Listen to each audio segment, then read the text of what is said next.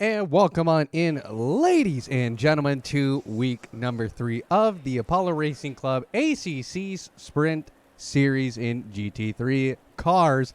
I'm Adam EV500.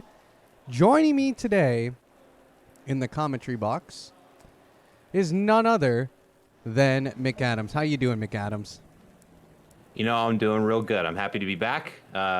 It's a neat opportunity to get to do this, and I'm super happy that I'm in the driver's seat again.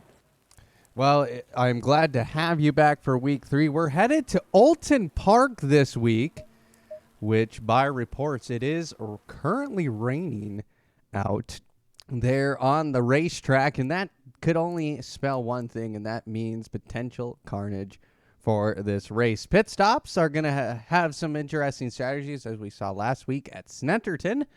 As the track got dry, we saw guys popping into the pit lane from the wets into the dries. But last week, McAdams, we saw some guys on the dry tire in the wet.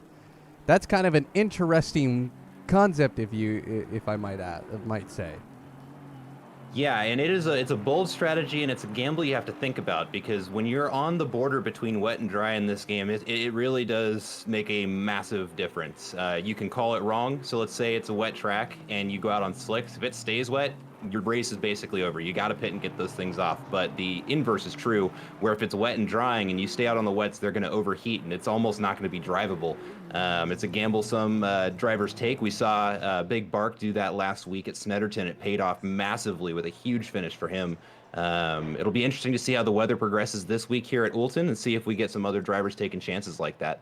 Well, this 2.6 mile track is no joke. It might look easy from the outside, but there are some definite turns to look out for, such as, well, the chicanes. The chicanes can be absolutely deadly in turns 10 and 11 and in turns 7 through 9. What do you think of those chicanes, McAdams, and how can they make it determined in this race? They're a combination of two things: a bravery check, as well as a do I understand how to drive around other cars check. We raced here in the GT4 series here Thursday night. We did not have rainy conditions, but it was dark out. And what you'll see is it's going to be a good idea, or a good place to check and see if drivers are focused up, because if you're not careful, it is almost impossible to be in a collision in one of those two chicanes and come out unscathed. So we're going to have to, especially with the wet, braking distances are going to be increased. People are going to be focused on just keeping the car on the track. It's going to be interesting to see how many of them are also paying attention to the other cars that are trying to stay on the track. Well, with the wet conditions, as we see out on track, it's going to definitely be a race of attrition. We're hearing guys are talking about their pit strategies earlier in the voice chat, and I think there will be some interesting strategies. It is a 90-minute race, though, and that is something that to keep in mind. 90-minute races can definitely bring out the potential 2-stop or even 3-stopper.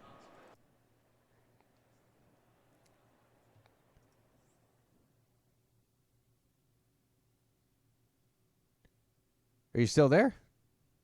Forgot him on push talk. I'm gonna go fix that right now. Yeah, sorry about that. But yeah, with a 2-stop or 3-stop, we really don't want to be seeing too many 3-stops. It's a lot of time lost, and it's usually the result of a collision or guessing the wrong tire compound. Maybe under fueling, because at 90 minutes, a lot of these cars can't make it around the entire circuit on a single tank of gas. So it'll be interesting to see how the drivers choose to set up their pit strategies. It's going to be very, very important, though, that they get it right on the first try, because that third pit stop is very punishing if they have to take it.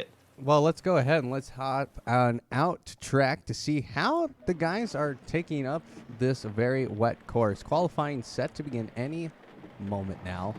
So we don't want to keep you folks waiting too long for tuning in tonight. So we are just getting everything set up. They're still in free practice 1 with 2 minutes to go here, and they'll be switching over to the qualifying session. That's something that we need to keep in mind. This qualifying session is really going to determine the order of the grid for a while, especially with the rain. I know a lot of these guys have practiced in the rain. Guys to be looking out for is going to be Biambi. 2 second-place finishes in his first 2 races here at Apollo Racing Club. And that is definitely something to be proud of. Apollo is a great community to get into, regardless of what level of driver you are. But boy, do they bring out some aliens just to keep the front of the pack exciting. And Biambi has been doing an exceptional job these last couple of races. It'll be good to see if he continues to perform that well. It'll mean a great amount of points added to his championship.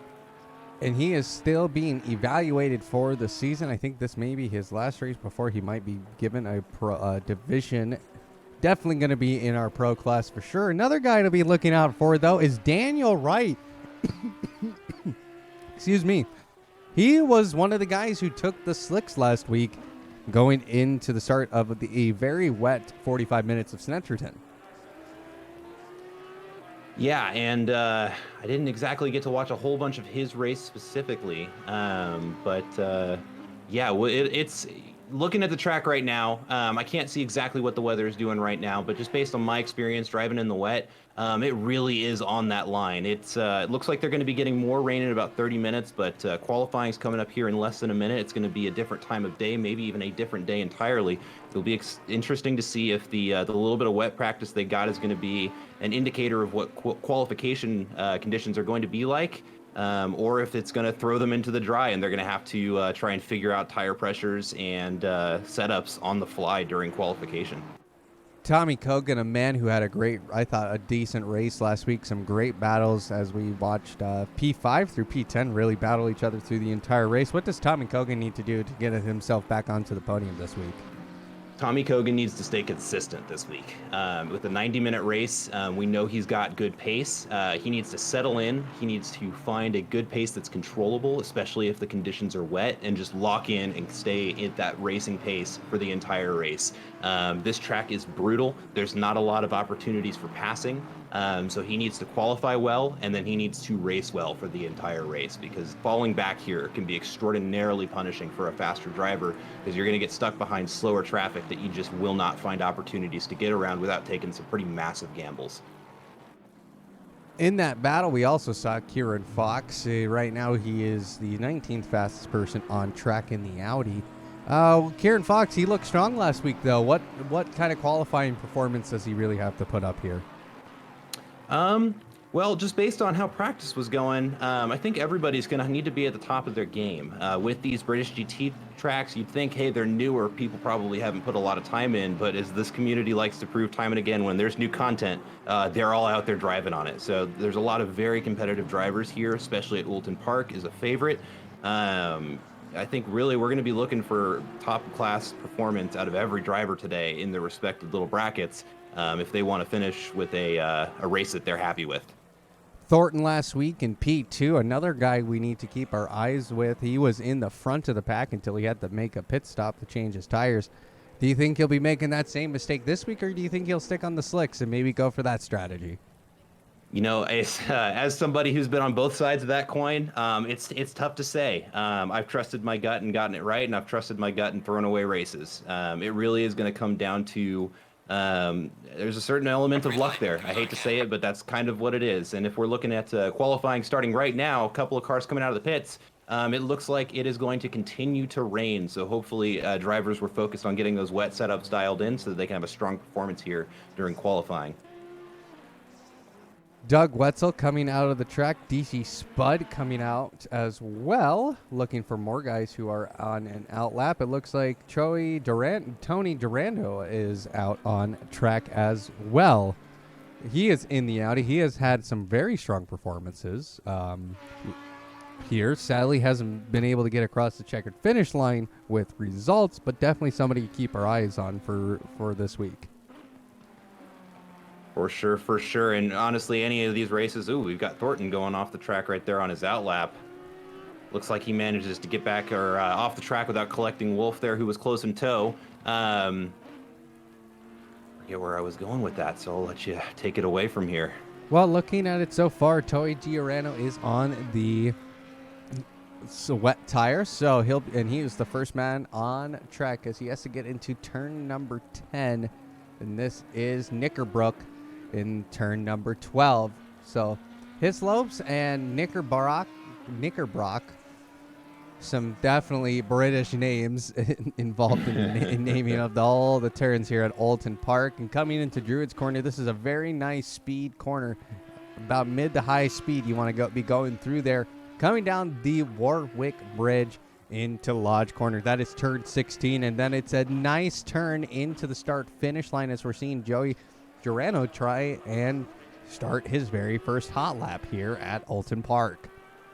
And those last couple of corners are extremely important here. The chicanes are big, but getting the clean exit out of those straights is going to be very important too. And it may be a little bit tough to tell from the commentary and the cameras that you're seeing here, but when you're in the seats, you can see just how hilly and bumpy this track can get. And there's a lot of up and downhill going into those last two corners. It's extremely important you take them right. Otherwise, it's very difficult to stay on the track and get that good run onto the start-finish line. And we're right on board right now with Joey Girano as he's coming down into the Shell's Oils corner. And this is basically a hairpin. You want to be super clean through there. Very nice and smooth there by Tony. And he's going to go ahead and just get on the gas, go down to the back straight, but he's going to be held up by this first chicane. And this is probably one of the most annoying chicanes, I think, in any circuit.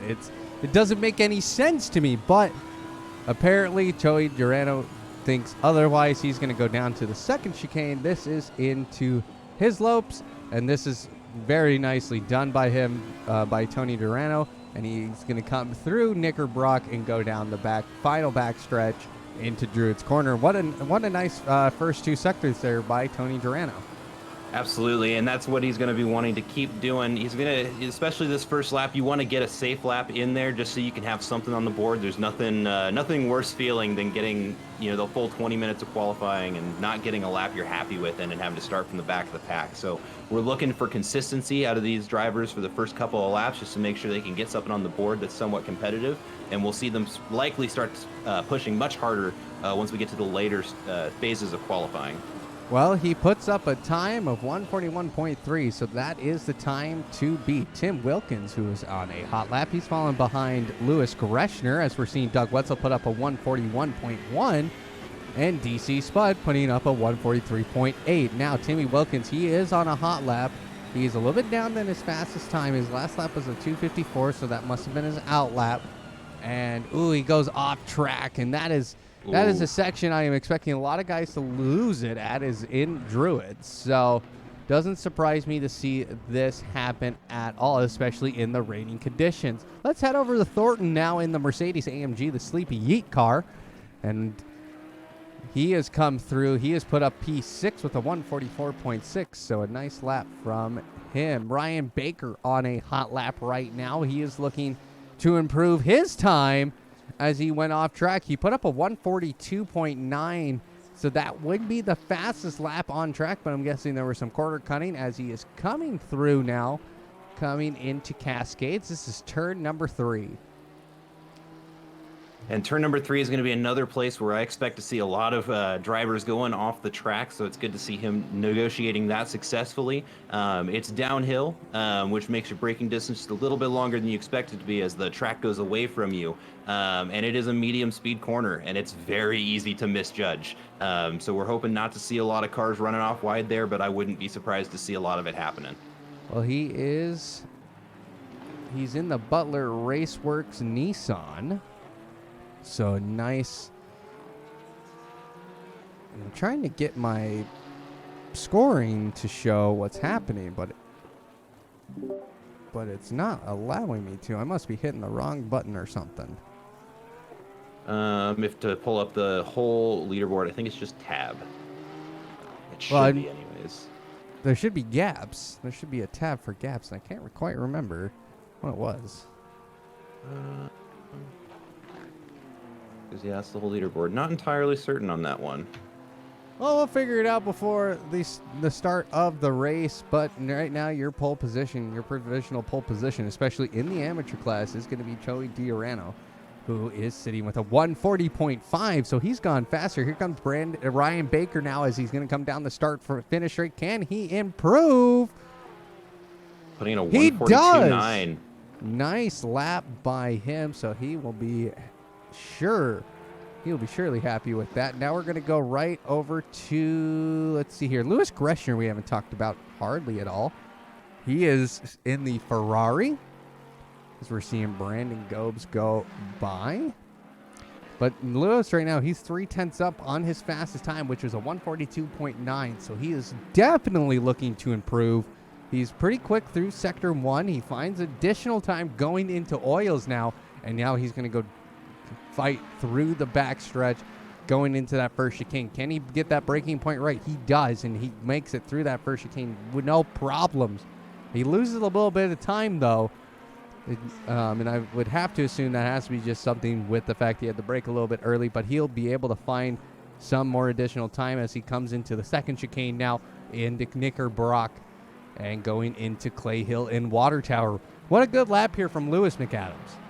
Yeah, no, he's doing an excellent job of getting around those chicanes, especially in these mid-engine cars. Touching those curbs will just upset the entire balance of the car, and you really do run a risk of getting spun out on those. Especially out in the wet, just makes it that much more difficult. Ooh, grazes the curb a little bit there on the exit into Druid's Corner, but it looks like he holds it just fine. Still almost 4/10 up on his best lap. If he sets this valid, he's going to be sitting very pretty on the leaderboard, which is something we want to see. I know he's looking to do that. I think, and that's going to be a top 10 qualifier right there. If he can set it, it might even be even better than that. Gresher coming in, sets it valid, puts it at P6 with a 142.198. So not a bad qualifying from him. He'll be very happy with that. Let's head over to Iceton in the Lamborghini Hurricane in the IXI Creations Lambo. He is 8/10 up right now. His current time is a 143.3. He's going to come across the start-finish line now. Does he improve? He does with a 142.5 and going currently 7th fastest. About a minute 45 until the amateurs need to be off the track. Now we're seeing Thornton now, who's having to avoid some blue flags. He is on a hot lap, and he is up over a second now on his fastest time. He does get a little bit loose coming into that through the first chicane, but he looks like he finds the grip still and continues on this march on improvement. He's currently 13th fastest, and he'll be definitely looking for a top 10 qualifying here. If he lands this qualifying perfectly, he will not improve. So he has to find at least another second, and he gets loose there. Yep, loses it just a little bit on the exit there and pushes it wide off the track for an invalid lap there. The question is, will he get across that start-finish line to be allowed to try and get a qualification lap in that sticks? It will be close. It's going to be close. Most cars will not make it on their final lap now, as Thornton, he's going to come into the last turn. That is turn 16, Lodge Corner. And then going into Deer Leap, which is somewhat of a turn, you could say, as he comes across the finish line. He was 1.3 seconds up, but it doesn't count because of the invalidation. But he barely just makes it. 30 seconds now remaining for the amateur class to get in their final laps. So let's go to Jeff Fleischman now, who is now heading into the first chicane and coming into Sector 2. Excuse me, that was the second chicane. Coming into Water Tower. And a tough corner that one is. The braking marker is not exactly well defined. Really, the best you have to go with or feel from the car. There's not a lot of landmarks, and you could say, well, there are those two big advertiser signs over there on the right. But it's one of the lessons you learn early in this game is not to rely on braking markers that can move, and those signs are almost certainly bound to get taken out during a wet race. It looks like he's going to come across the start-finish line with no improvement, but still a solid lap out of him, 145.0, and in the wet, that is not easy to do. Well, let's go check on Thornton now as he hits the tire barrier now, and that's going to invalidate his lap, and that really slows him up, and he is now only 4/10 up, and he is going to be done as well. Now it's the pro turn. The pro guys' turn to come on out. That's going to be Biambi. Oh, excuse me. Biambi is still on a lap. He must have just narrowly squeaked by, and that doesn't make any sense. But he is out, but we're not going to talk about him. Let's go to some of our pro drivers. Nile Drake out on track. We have Daniel Wright, Alexis Moison, Craig Bray, Tommy Kogan, Kieran Fox, who's making his way out the pit, Roadside Cookie, Chipsy, Joshua Campbell, Righteous Fire, and Dave Hassar. So here comes the big fast group. The big fast group, and to be completely honest, they've got some big fast times to compete with out of our evals and our amateur times. That 145 out of Tony Giordano is an absolutely mega time. It'll be interesting to see if the pros are able to reel him in, or if he may have just run away from that as an eval driver. No one's came across.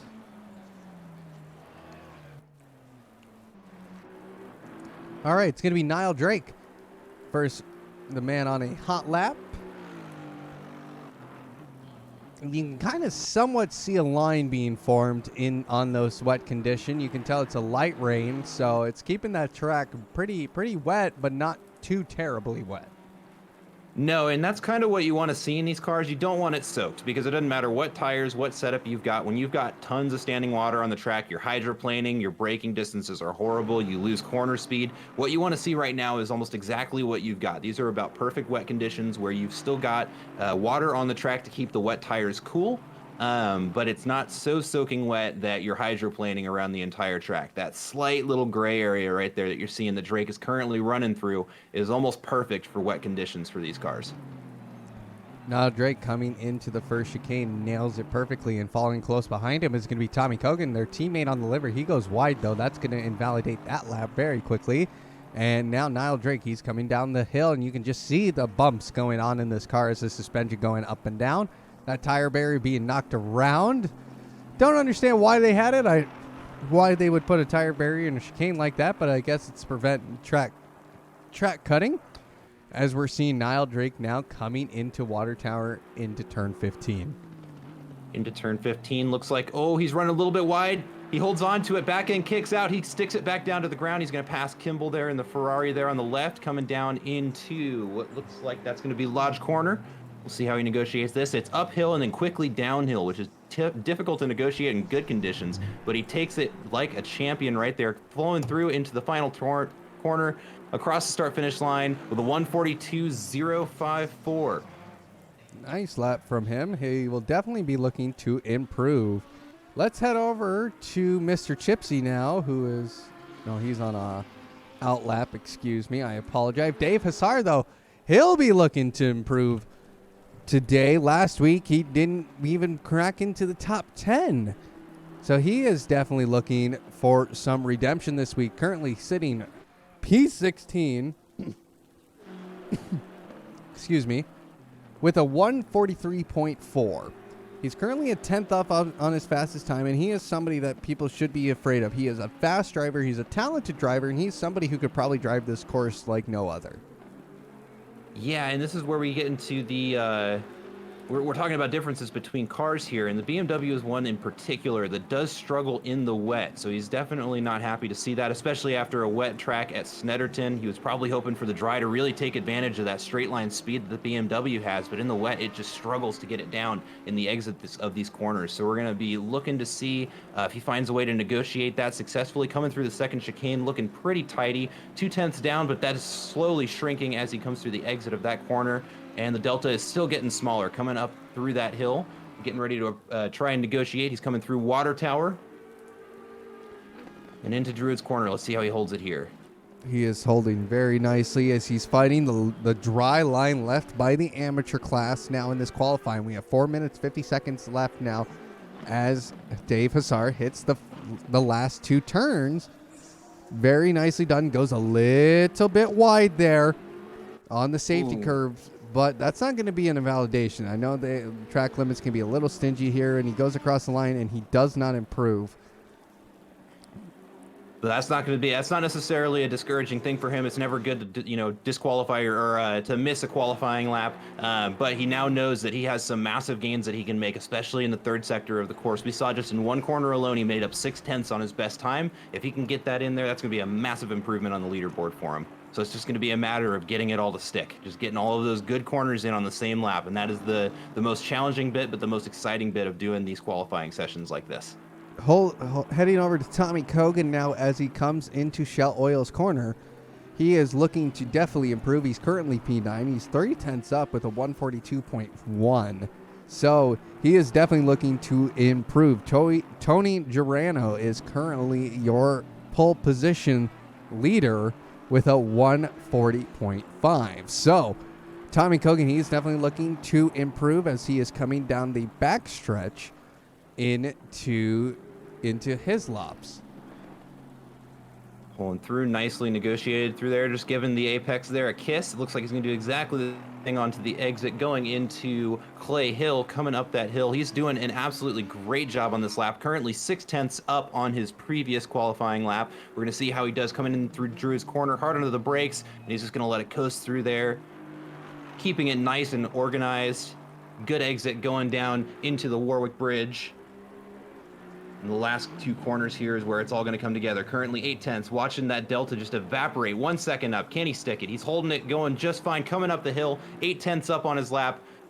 Clean getaway onto the straight with a massive improvement, setting a 141.3. And that is going to be a great lap. Get him in 6th place on the grid. He will definitely be very comfortable in that position. Definitely a position he can work from. But the person in front of him is going to be Biambi. Biambi right now currently sitting P5 with a 141.0. Let's head over to Nile Drake, who is now a half a second over his best time. And he is going to go across the finish line with a 141.6. But he had to invalidate somewhere because it did not count. So sad day for him. Let's head over to now Chipsy in the Lexus as he runs off the track. So commentators curse on that one. Excuse me. A little update on the first and second battle between Alexi Moisen and Tony Giordano. It does look like Moisen has taken it away from him with a lap time of 1 minute, 40 seconds, and 1/10, boxing out Giordano for first place by just 4/10. So Alexis Moison currently sitting in your pole position in the Aston Martin.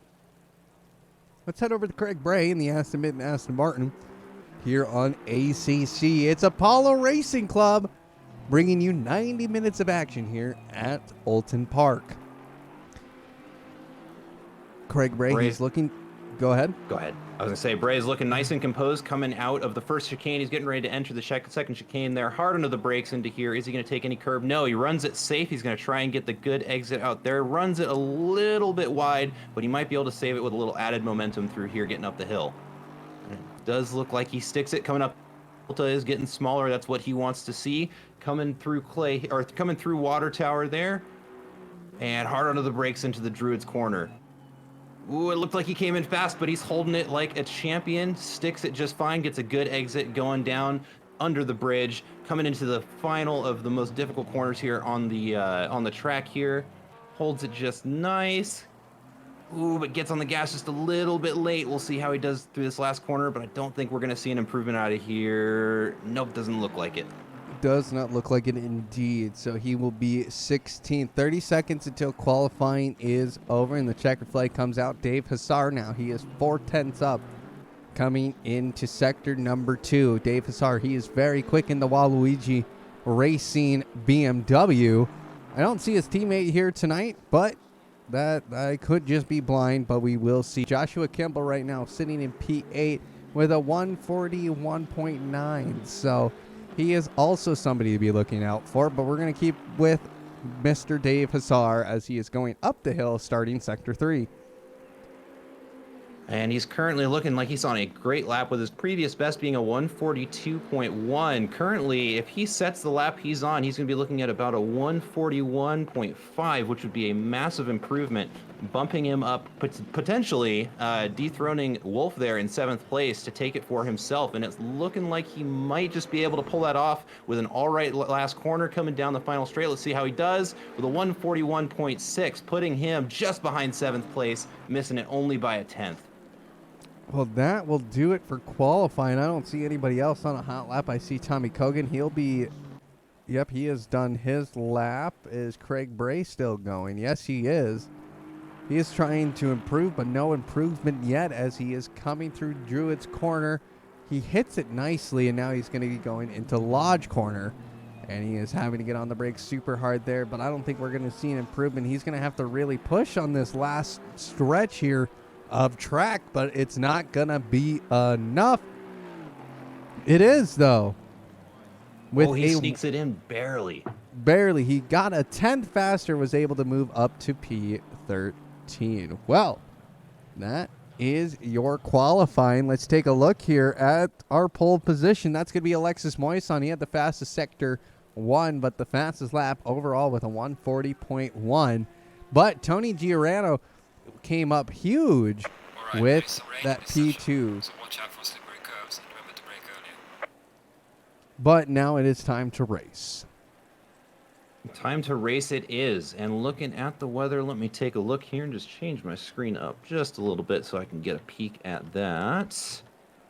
It looks like it is going to continue to rain. So if I were to take a guess here as a driver, I'd be putting on the wets and getting ready for a wet race. Sometimes with these 90-minute races, it can be a little bit of a... We're getting into the nuances here, but when you're setting up your car, you can set it up high, nice and soft, keep it nice and sturdy and stable, expecting it to stay wet the entire time, or you can go for a bit of a hybrid setup and try and go for that gamble of it drying out and potentially putting on the slicks, and having it lower is going to make you a faster car should the conditions improve, but you run the risk of not having a very stable car in the wet, which if we're looking at it right now, it looks like the forecast is calling for more rain in about 30 minutes. We're going to be, if I were setting up my car right now, I'd be going for a full wet race. Well, the grid is packed. We have 29 guys on the grid, 1 minute, 50 seconds until they are given the go for the formation lap. What is your prediction, McAdams? Well, it's tough to make it really is tough to make a prediction here on these wet races, especially at a challenging of a track as Oulton Park. I think that if you're a driver at the back, what you're doing right now is you're just trying to keep your car on the black stuff. And I'm counting on cars up front to be making mistakes, getting in close battles, potentially running off track and trying to make up those positions as a result of that, just by being on the track. But as you move your way further and further up the grid, you have less of that luxury because you're racing with people who are going to be pushing you the entire duration of the race. And in the wet, for 90 minutes. This is going to be a battle of attrition, a practice to see how much focus you have and how much attention you can be paying for the entire 90 minutes. And it may not sound like much, but that's an hour and a half where you are doing nothing other than focusing on your race. Well, we are shortly about to begin here at Oulton Park. I'm expecting a great race. I'm hoping for a clean race, though. Last week, a lot of bumping and shoving, so these guys are going to have to be careful, especially in these slick conditions. So now, guys, 30 seconds remaining as everybody's doing the final adjustments onto their setup, making sure the quality that their quality setup's not their race setup and the fuel is all set. That way, there are no pit stops for fuel later in this race. 10 seconds. 10 seconds now as the call has been given. We're seeing the headlights coming on now with 3 seconds to go. And now it is time to begin the formation lap. I'm getting kind of a little bit of a nervous feeling in my gut, McAdams, just because seeing all these cars pulling out for the formation lap, you got to wonder what they're thinking. Oh, yeah, no, and having done this recently, I know exactly what they're thinking. They're thinking, oh my God, I just got to survive the first couple of laps. The first couple of laps are where you have to be absolutely 120% on top of your game, as that is where there is the least amount of space between cars. Everybody's just getting off that formation lap. You're side by side, 2, sometimes even 3 wide through a lot of these high-speed corners. And at Oulton Park, there's not usually enough room for 3 cars. So it's going to be a battle to see who can push their nose in just far enough to be able to get another driver to back off. But during this formation lap, I'm taking deep breaths. I'm keeping my brakes warm, just getting prepared, getting ready to see what the other cars around me are doing to try and negotiate that first corner as cleanly as I can. One of the all-time proverbs you hear when you're starting this game is you don't win in the first turn. Which is to say, you don't want to dive and ruin a race in the first corner just by, brake checking somebody or getting hit. It's really all about just getting through that till the cars can space out a little bit. And especially on a wet track like this, you're going to be basically begging for as much space as you can get between cars, because as you get close to each other, in wet conditions like this, the way the car is going to handle is just going to be unpredictable, especially in the early stages of this race where we don't really have a defined racing line yet in the pavement. Just looking at the comparison between quali, where you had that little bit of track that was dried out where the drivers knew, okay, this is where the line is. During the first couple of laps, you don't really have that. You're paving the way. You're figuring out what's going to work, and it's a lot of guesswork. And preparation. Hopefully, these drivers have done their homework here at this track, because they're not going to get any help for the first couple of laps here. Alexis Moison is your pole position. He looks very confident as we're seeing his virtual character looking very strong, getting some heat in those tires in the LRV Aston Martin. Well, we're going to be coming down to the green flag here fairly shortly now, and I'm just getting excited. 90 minutes of action here on Apollo Racing Club. Both myself, EV500, and Mick Adams bringing you all the action. It's a long, long race. These guys will have to do that. Here we go now as they hit the penultimate turn heading down Warwick's Bridge. Now the field getting... Go ahead. Oh, go ahead. I was going to say, now the field stacking up, getting into the double file as they approach Shell Oil's corner. Alexis Moison, he is the man in charge. He can go. He is the man who will make that determination on when to go. And now they come through Lodge Corner. Turn 16 into turn 17. A little bit of that kink there right before the start-finish line. And here we go, ladies and gentlemen. The green flag is raising here at Oulton Park. And Alexis Moison just waiting for the command. And now go, go, go. And we're off and away here at Oulton Park. Now, Tony Giordano is going to try and look on the outside going in turn 1. And he's going to battle right back. But Alexis Moison saying, no, buddy, you can't go that way. But Tony Giordano, he is speeding away as they go through turn number 3. And what a great battle we're already seeing for the lead. Oh, a lot of contact behind them. We've got 4 cars off the track. Oh, my goodness. And what a pile up there back in turn 3. That's a lot of the field involved in that accident. Definitely going to be seeing some reports there. There is going to be a lot of reports coming on out from that contact. It looks like that was Joe Rocky. Craig Bray was mixed up in that one. So a lot of bent up fenders, as we're already seeing at the beginning of this race, and these guys had to be careful. Let's take a closer look now at Craig Bray's car. See if he has any damage as soon as the cameras get to him. He is in the Aston Martin, so that thing can take some damage. Doesn't look like it's too bad on his end. Might have a couple of dents in there, but that doesn't mean Tony Giordano is affected by the start of this race. He is being chased down by Alexis Moison as they're going up the hill into sector number 3, and he's going to have to defend for his life as they come into Druid's corner. And this is where it gets really heated now, because now the hard braking zone into Lodge Corner is definitely going to be up for contention. And just the slipstream here and these guys just going bumper to bumper in this first lap. It's just absolutely amazing.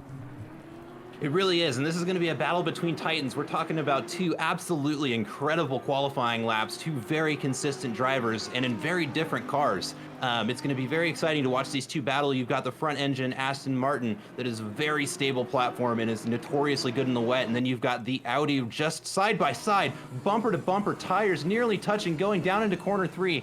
Let's see who can carry more speed and get out there. The Audi's got the aero advantage, and it looks like he's going to take advantage of that, carrying just a little bit more speed, getting a good run out onto that straight, coming down into corner 4. Moisen looking up the inside. He's not going to go for it. He's just going to stay behind in that slipstream. See how Giordano here does going into the hairpin. A lot of banking here to help both of the cars out. Looks like Moisen's going to take it a little bit faster, but Giordano gets a clean exit going up into that first chicane, where I don't know if we're going to see Moisen go for the gap and try to shoot him, or if he thinks he's just far enough back to where he's going to take it clean. Looks like they're both just going to navigate through that, just trying to survive a little bit longer, avoid any incidents there. Coming down the straight, up the hill, over the hill, coming down into the second chicane where Moisen can probably reel him in just a little bit. There's more room there, and that's exactly what he's going to do. Give Giordano no space. Keep him sweating, keep him thinking, just see if he can keep that race close and force a mistake out of Giordano. Daniel Wright currently sitting in P3, Wolf in P4, and Tommy Kogan in P5. Dave Hassar has moved up a few positions. He's up to P6, thank you to some probably bumping and bruising in the first part of lap number 1. But Alexis Moison keeping up the pace now. These two are very close. We'll give you an actual statistic once the race is kind of going here. But yeah, and if I'm, let's see, if I'm Daniel Wright there in 3rd place, I'm thinking, you know what? I'm going to stay out of this. I'm going to let these two cars battle, and we're going to see what happens if I just leave them to their own devices, because ultimately fighting with one another, they're going to be fighting each other's pace. They're going to be slowing each other down. That's going to give Daniel Wright there a good opportunity just to wait and watch to see if there's a mistake, and potentially gain some information that might help him overtake those two cars later down the race. Well, now we're seeing a battle between Chipsy and Cold. Now Cold in the Bentley or the Boatley, excuse me, and Chipsy in the Lexus. Chipsy is absolutely on a tear right now, trying to chase down, get a little bit of position back as he is currently P14. Cold sitting in that 13th position. Roadside Cookie kind of having a semi-lonely race right now. He's going to be chasing down Ryan Baker, who had a great qualifying as well. DC Spud in the mix as well. Looking further towards the back, we're seeing Alan Zoe having a little bit of a battle now with Biambi. Biambi falling all the way back to 22nd right now. That's surprising. He was mixed up in that first lap chaos in turn 3? That's correct. Yeah, turn 3 on the first lap of the race, and I hate to say I called it, but that is unfortunately what we saw. We just saw a lot of different judgments of how fast to take that corner, and when you've got disagreements like that with that many cars close together, it's just asking for disaster. It is asking for disaster indeed. You have Fleischman now. He is a lonely man as well. He is going to have to fight back, but Brandon Govs, he's going to get mixed up with Alan Zoe and Doug Wetzel as well. They're going to be in the mix-up here for P23, and that's going to be a battle. Alan's going to have to drive very hard and very fast in that Porsche. So, but Brandon Govs, he's going to use the power of Spider-Man and hopefully find and slingshot a few positions later in the race. Let's talk about Lewis Gresher now, who is just having a decent race so far, as Wright, Fire, and Kieran Fox are going to be fighting behind each other. We're actually going to go right to that battle now as Kieran Fox, he's going to be trying to go wheel-to-wheel action coming into turn number 1, and Dee's Grills, he is also there as well. And now Fox, they're going to makes contact with Righteous Fire, makes contact with Grills, and Righteous Fire, he's going to be the lucky man out of that because he got a little bit of damage on that front, but that's not going to do enough to deter him in this race. No, it is not. Just a little bit of front aero damage is fine. These cars can take a little bit of knocking around, but not too much before we start seeing the amount of damage that's going to make these drivers start to contemplate, maybe I need to go get that fixed and try and not lose a bunch of pace throughout the course of the race. One of the things that a lot of drivers are probably having to contend with right now after that incident on turn 3 at the first lap is, have I lost enough pace to justify taking the almost 1 minute penalty to go get this fixed? Is that really going to be worth it? And this early in on the race, that's going to be a question going through a lot of drivers' minds right now. Nile Drake, he is approaching Roadside Cookie, who is right behind Kieran Fox, who was involved in that incident just recently. And now he is going to be picking up the slipstream from Cookie. Cookie's been having a couple off weeks here. Can't quite find his pace or really get past anybody. He gets involved in some accidents quite early, which just puts him out of contention. But this race, he's looking quite fast, quite strong. He's sitting in P14 right now, but he's going to have some people to battle with for the next few laps. Hopefully he can just find a way through, but now he's going to try and look on the outside. Cookie looks on the outside coming into Druids, but it's not going to happen because Kieran Fox is fast. And now we see two cars, and Nile Drake takes the lucky dog pass and says like thank a you. Bandit. He said, thank you very much, and Roadside Cookie had to stop his car, and he's going to fall farther back down the field. So not a great race from him. Thomas Fischer now in P7 in the McLaren. We haven't said his name very often in the past couple of weeks, so it's nice to see him making a top 10 appearance. Absolutely, and we've got some great driving coming out of some of the back of the pack, too. D Spud there in P15 was in P20 just a lap ago, making up 5 positions, just capitalizing on other drivers running off track, and that is exactly what he needs to be doing right now, and he is doing it with style.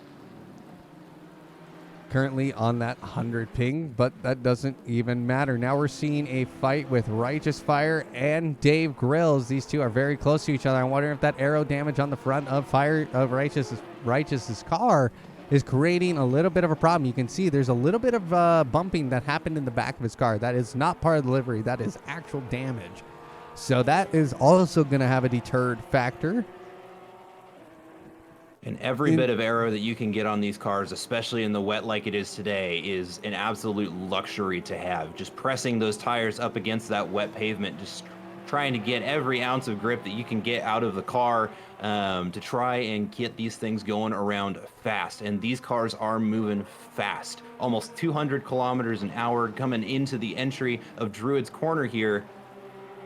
And Grills is really putting the pressure on Righteous Fire here, not giving him any room to think, right on his bumper. He is looking up the inside just to remind Fire, yeah, I'm here, and that position is going to be mine if you make a mistake.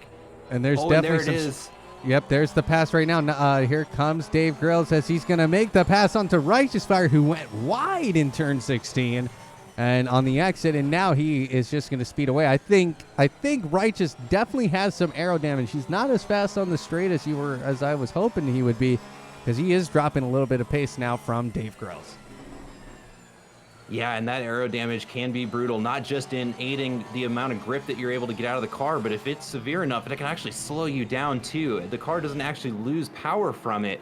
There's just so much added aero resistance that you just are pushing so much harder to get through the same amount of air as when it is undamaged. And we see Grills making up a lot of ground here on Gresher in that Ferrari in front of him, really putting the pressure on him. The same treatment that he gave Righteous Fire just a couple of turns ago. Coming into the first chicane, we'll see how he plays it here. Gives him just enough space to be able to get the two of them. Fire right back on Grill's tail here. Not willing to give up that position yet. He wants it back. And now Grills, he's looking on the outside coming into this next chicane. He's going to back out a little bit early, trying to see if Lewis makes a mistake as they go through the second chicane, but he doesn't. Lewis is going to try and speed away, but Grills, he's right on the bumper. He is just smelling the exhaust pipe at this point and hopefully trying to find a way past. Now he's going to move on to the outside, but he goes wide into the grass, and that's going to be an opportunity for Righteous Fire now, who takes away the position. And now Grills is going to have some more work to do to get back caught up coming into the last corner here. Let's switch over to Thornton now, who is improving on his time. And he has a lot of work that he has to do if he wants to catch this group that is just consistently battling each other for this 9th position. So Thornton very strong in that Mercedes AMG, and we'll check with him later. Now we're going to head over to the leaders who are continuously battling here. You can see now Tony Durano, he is falling back, and he goes into the wall, and that's going to be second place for Tommy Kogan. And Wolf is also going to take the position as well. So now Tommy Kogan moving up to P2. And he is going to be very happy about that, because Alexis Moison, he might be speeding away right now. He currently has a 9.4 second gap, and I wish I could pop that up for you people sitting at home, but for some reason I'm not able to. So, and we'll figure out the problem for next week. We're not going to worry about it now. Tommy Kogan, though, is going to be your current second place guy as soon as the standings update. And there they go, and Wolf is up to third. Wolf in his first potential podiums position here at Apollo Racing Club. And that's an exciting place to be, and it's an adrenaline-filled place to be. Just because you're sitting P3 does not mean you're going to stay there. You are certainly not owed the position, and that is something that a driver as experienced as Wolf is going to be very aware of. He knows that the pressure is on. He's not allowed to slack. He's got to get settled in. He's got to push this entire race if he wants to hang on to that. And he is keeping Kogan in his sights, just 1/10 faster a lap. But when you're talking about a race with an hour and 17 minutes remaining, that 1/10 adds up to a lot of time, and he's going to be reeling in Kogan, and I'm sure Kogan knows that. Currently Fischer right now, Thomas Fischer, sitting in P6 now. So he is driving very comfortably, somewhat slowly trying to make up ground to Dave Hassar, but Dave Hassar currently has a 10-second gap on Thomas Fischer. Joshua Campbell, though, up to P7. He is tracking down, and there goes Fischer as he takes out a braking point, some bollards, actually. And now Joshua Campbell moves up to 6th place, or known as Fife. Fife is the founder of Apollo Racing Club, so not a bad race from him. Probably one of his better races this season, so he's looking very comfortable in that Ferrari.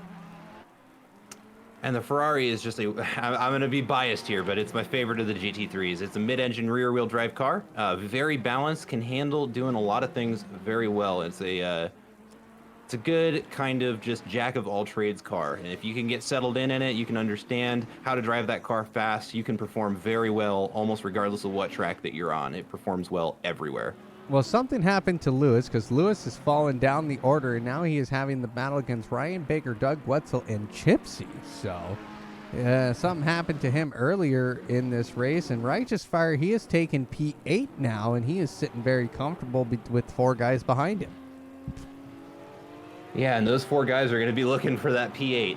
It's early into the race, but I'm very pleasantly surprised to see there's a lot of tight racing going on. These drivers not giving each other any more space than they need to. It's surprising it's not more of a bloodbath, but it really does just speak to the skill of the drivers up here at the front of the pack, where they can push as hard as they can, but also not hit each other.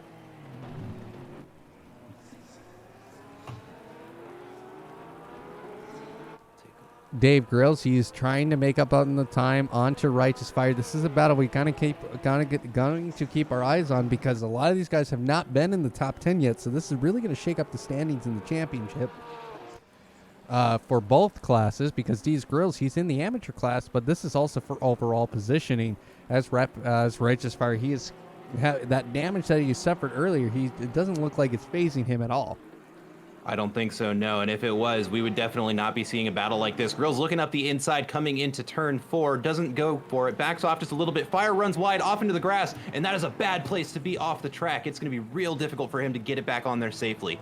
That's not the kind of mistake we want to see. He's going to rejoin well just behind Drake there in the AMG, and he's back on the track. Looks like he's going again with another car off the track, a little far away for me to be able to see who that is over there. You definitely got to wonder what making away like a bandit.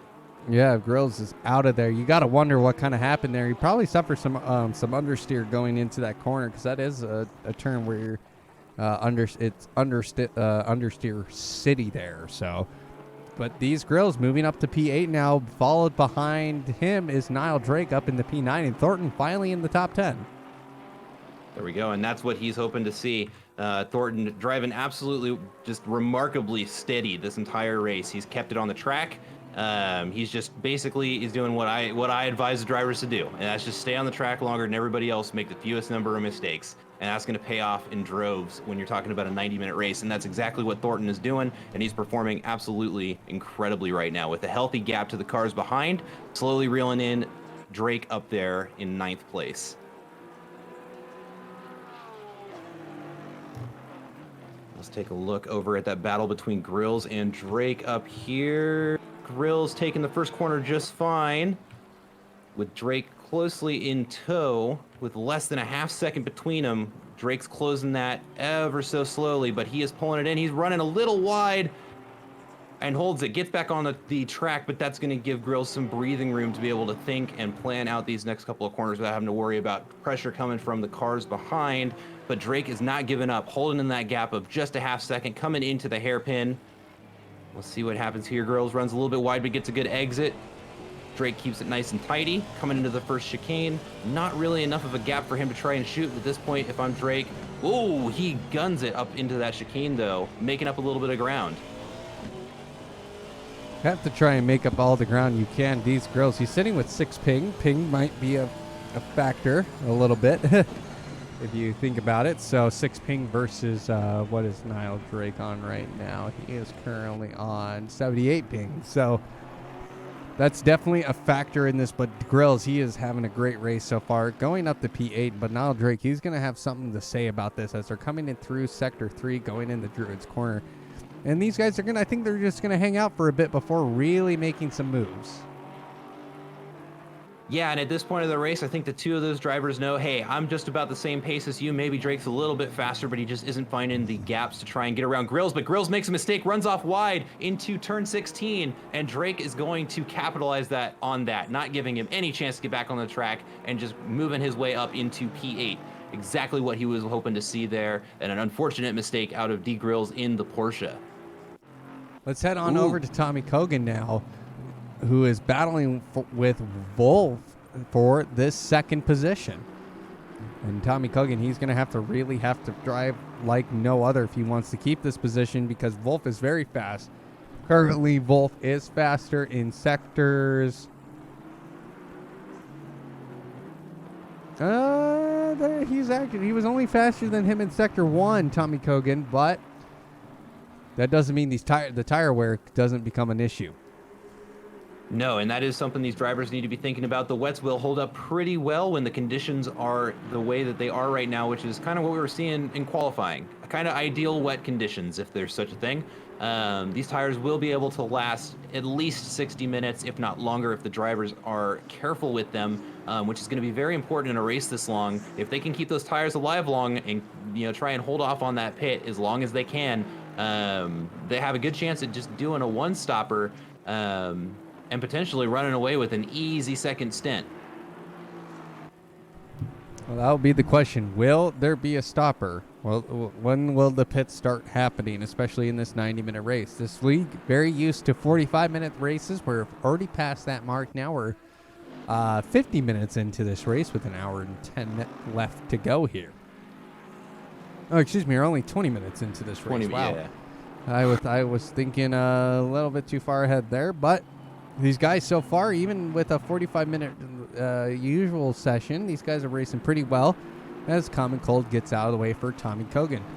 The gap now between Alexis Moison and Tommy Kogan is quite significant now. It's over 10 seconds, so Alexis Moison, he is sitting very comfortable in that first position.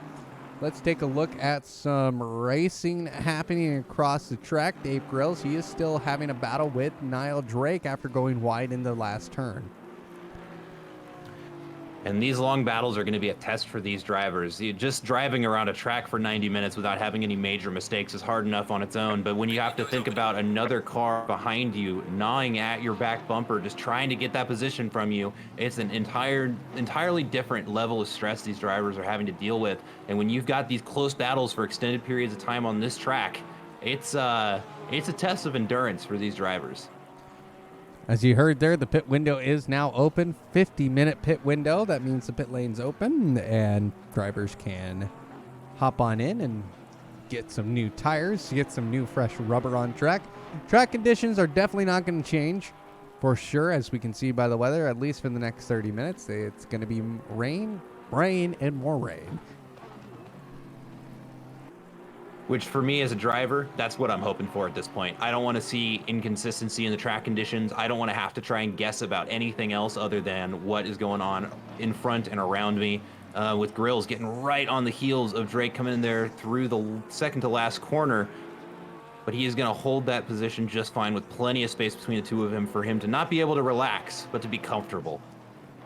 Well, as long as you keep the guy behind you in your mirror, you will be a happy camper. Let's take a look now across some other races happening. Lewis Gresher up in P14 having a battle with Doug Wetzel in P15. Those two are a little bit too far apart. Chipsy in P18, he's kind of a lone man by himself. Blue Cow, who we haven't talked about tonight, he'll be having a battle here with nobody. That's how it goes sometimes. Sometimes you're in a pace where you're not really close to other drivers and you just kind of run your race. There's nothing necessarily wrong happy with. Well, Dave Hassar now is moved up to P4. I did not even realize how fast this man was moving up the grid, because he is trying to get through lap traffic as he goes wide into the grass. That's really going to slow him down, because the guy behind him, guess what? That's Tony Girano, and he is somebody who really wants that fourth place spot back after he was sitting in P2 for the longest time. Absolutely, and with the nearly pole position qualifier, we know that he has the pace to go take those positions back. It's all going to come down to how can he manage whatever damage he's taken, the conditions of his tires, the cars around him. If I'm Tony Giordano right now, I'm hoping that Hassar has bad, and of course I'm not hoping for this. I want to see a good race for everybody, but if I'm Tony Giordano, I'm hoping for bad luck for Hassar trying to pass some back markers. Not contact, but just slowing him up. That's going to be massively advantageous for Tony Giordano if that's how it works out. And he's Dave Assar's got Blue Cow and Jay Rocky. Blue Cow just out of the way for him, coming into the hairpin with now just Rocky in front of him. And that's Wolfoff. That's Wolfoff, yeah, runs wide. They're side by side with the blue flag. He's going to let him pass. Ooh, bad timing for Hussar here. Oh, that is unfortunate with the indecision between both cars really slowing him up. And Tony Giordano reeling him in by almost a second just with that one corner. That's one of those pieces of advice you really want to know, as not even as a slower driver, but in these longer races, almost everybody except first place is going to be getting lapped here. And it is super important to be predictable as a blue flag. It's not a requirement like in F1 or other FIA sanctioned races to get out of the way and yield the position when you are blue flagged. It's actually the expectation that you hold your line and not defend, which is very different from jumping off of the track, which can cause indecision. Hussar looking at Wolf wide off the track again, reeling him in, picks up almost a half second coming into the second last corner. With Bray not far behind him, and Giordano is continuing to reel in Dave Hussar here in fourth place, coming across the start-finish line right now with a 1:42.8, which is a phenomenal race pace there, but not going to be good enough for very long with Tony Giordano going almost a second faster that previous lap. Dave Hussar in the BMW, he is driving the pants off this car. As we mentioned earlier, the BMW, not the greatest car in the wet, but he is really making it work currently in that 921 BMW. Tony Giordano is going to be looking for revenge. Now Thomas Fischer goes off, as that is a lap car, and Tony is going to go right on the inside of Craig Bray at the same time, so into the hairpin. Ooh, this is going to get close here, and I'm excited to see what happens in the end. Now Nile Drake, once again, he is slowly pacing away from Dave Grills now. This would be Nile's best finish here, but we have an hour and 5 minutes remaining. So he is looking to kind of keep and hold that position strong. Thomas Fischer had to pit. He is now on an outlap. It's going to be interesting to see what the thought going through this driver's heads with the early pit stops. It could be, hey, I got hit and I have aero damage I need to go take care of so I can get my pace back. Like we were talking about earlier, sometimes if that's, a half second each lap that you're losing over the course of 90 minutes, that's a massive amount of time lost. But some of those drivers may have made the decision that it's not bad enough for me to take care of right now, and I'm going to hold out till the pit window gets in, because there is a mandatory pit stop, and that cannot be served at any time during the race. It can only happen during the pit window, and some of those drivers may have chosen to hold off and just kind of suffer in silence until that pit window got open, go and fix their car, and now they've got a long hour and 5 minutes in front of them where they're just going to have to grind through the rest of this race. Righteous Fire right now is gaining so much time onto Thornton, and even in that damaged Porsche, it doesn't look like that damage is really deterring him, because he is absolutely flying through here. And I really can't express this clearly enough. The lap times coming out of the top 10 of these race, and even a lot of the cars just immediately behind that top 10, are absolutely blistering. It's just, the wet pace is usually about, depending on the track, about 8 to 10 seconds slower than a comparative lap in the dry. And these drivers are pushing that limit and holding it consistent. A lot of these lap times are not falling off. You'd expect to see, okay, we've got, the first couple of laps, we've got fresh rubber, we've got fresh drivers who are still 100% in their mental fuel tank, pushing out the fast laps early, but that's not what we're seeing at all. We're seeing consistently fast laps, absolutely incredible performances out of these drivers today in some extraordinarily challenging conditions here.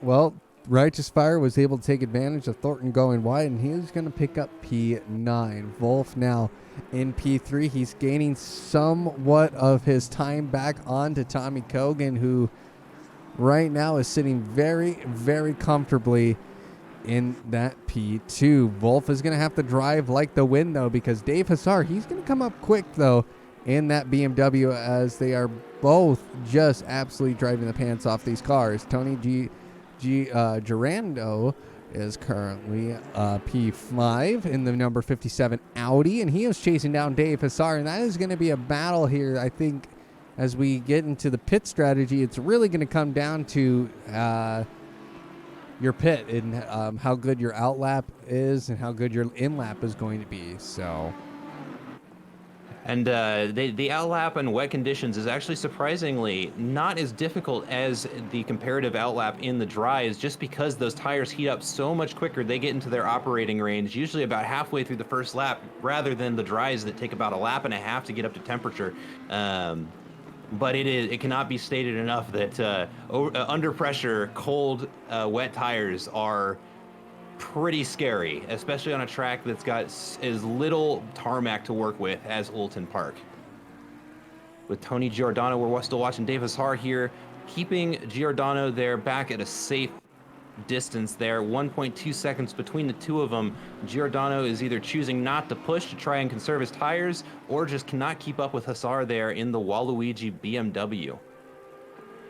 let's head on over to the battle that we were watching earlier between Nile Drake and Dave Grills, because guess who they're approaching? They're approaching Joshua Kimball in that Ferrari. So this is going to turn from a two-man battle to a three-man battle very quickly. But that pit window is still open. That's really going to be the question. Where are these guys going to pit? Is it going to be right after the 1 hour mark, or are these guys just going to drive until they can't anymore and they have to drag these cars into the pit lane? That is the real question happening. 1 hour to go here in this 90-minute race at Oulton Park. And both these drivers, and all three of these drivers actually, Joshua Kimball, Dave Grills, and Nile Drake, driving very well. And Nile Drake, he is picking up the pace. He is currently 0.6 faster. He was almost a second quicker that last lap than Joshua Kimball. Now coming up onto lap traffic as we see these guys to go over the curbs and kind of unsettle the car a little bit. But Nile Drake, he is pushing on.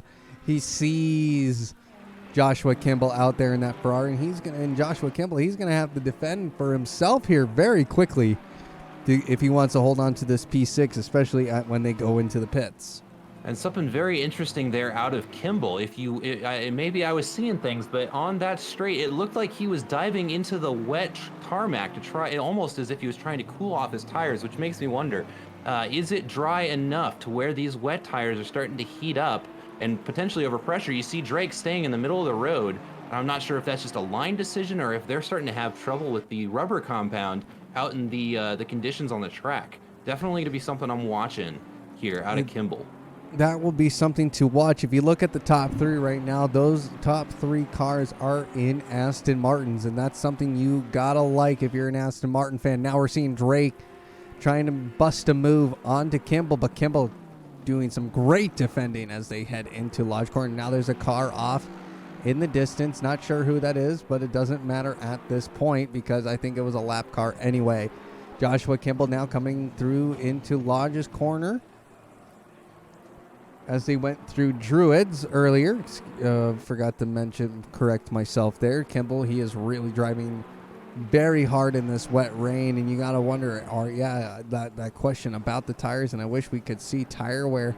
He's could be coming a factor here very soon. So if you're in your pit stop menu, you're probably trying to adjust your air pressures and maybe putting on and getting those when you get those new tires, because I don't think it's dry enough for the slicks at all.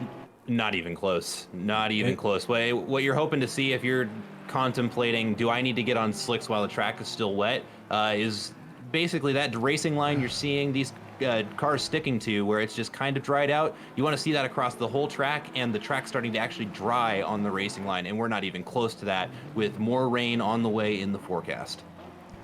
Under an hour to go now, 57 minutes to be precise. We hit the 1 hour mark not a couple minutes ago, and Joshua Kimball is having a battle here with Nile Drake, and soon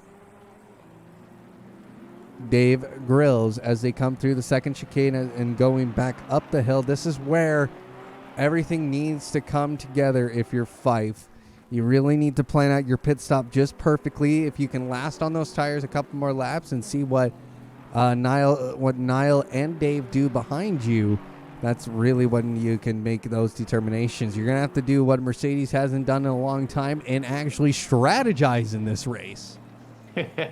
Absolutely, and these three drivers are going to be thinking about it a lot. Not a good couple of corners there out of Campbell, but it looks like he's going to get a good run out onto the pit straight there with Drake closely in tow. But these drivers are going to be thinking, when do I want to pit? And Campbell really does get to decide the pace of that. So if I'm him, I'm hoping I have the best tires out here. I'm going to drive these guys until they can't keep these cars, and hopefully they pit ahead of me.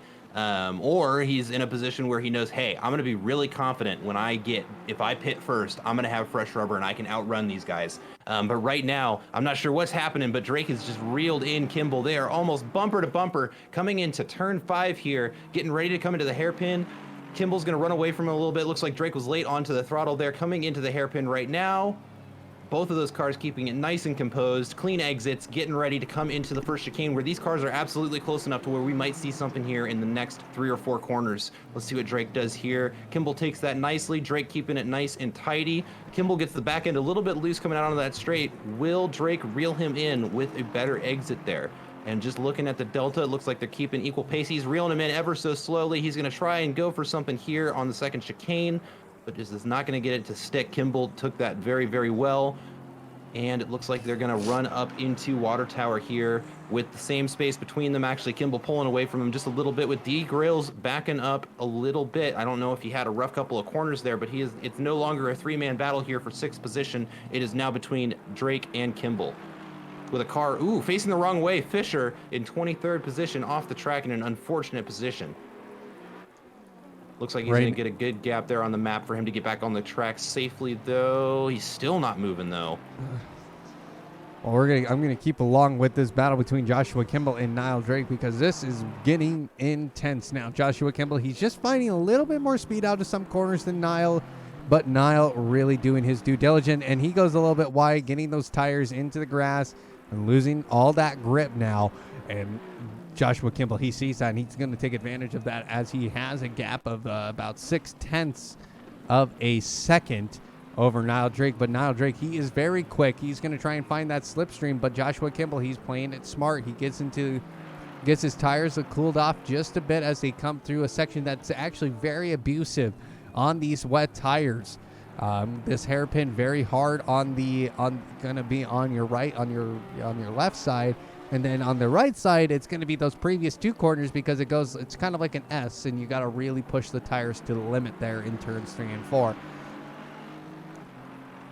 54 minutes still to go though in this race, and Joshua Campbell, he is really holding on here for this P6 position. He's probably having the time of his life though, having a good battle with Nile Drake.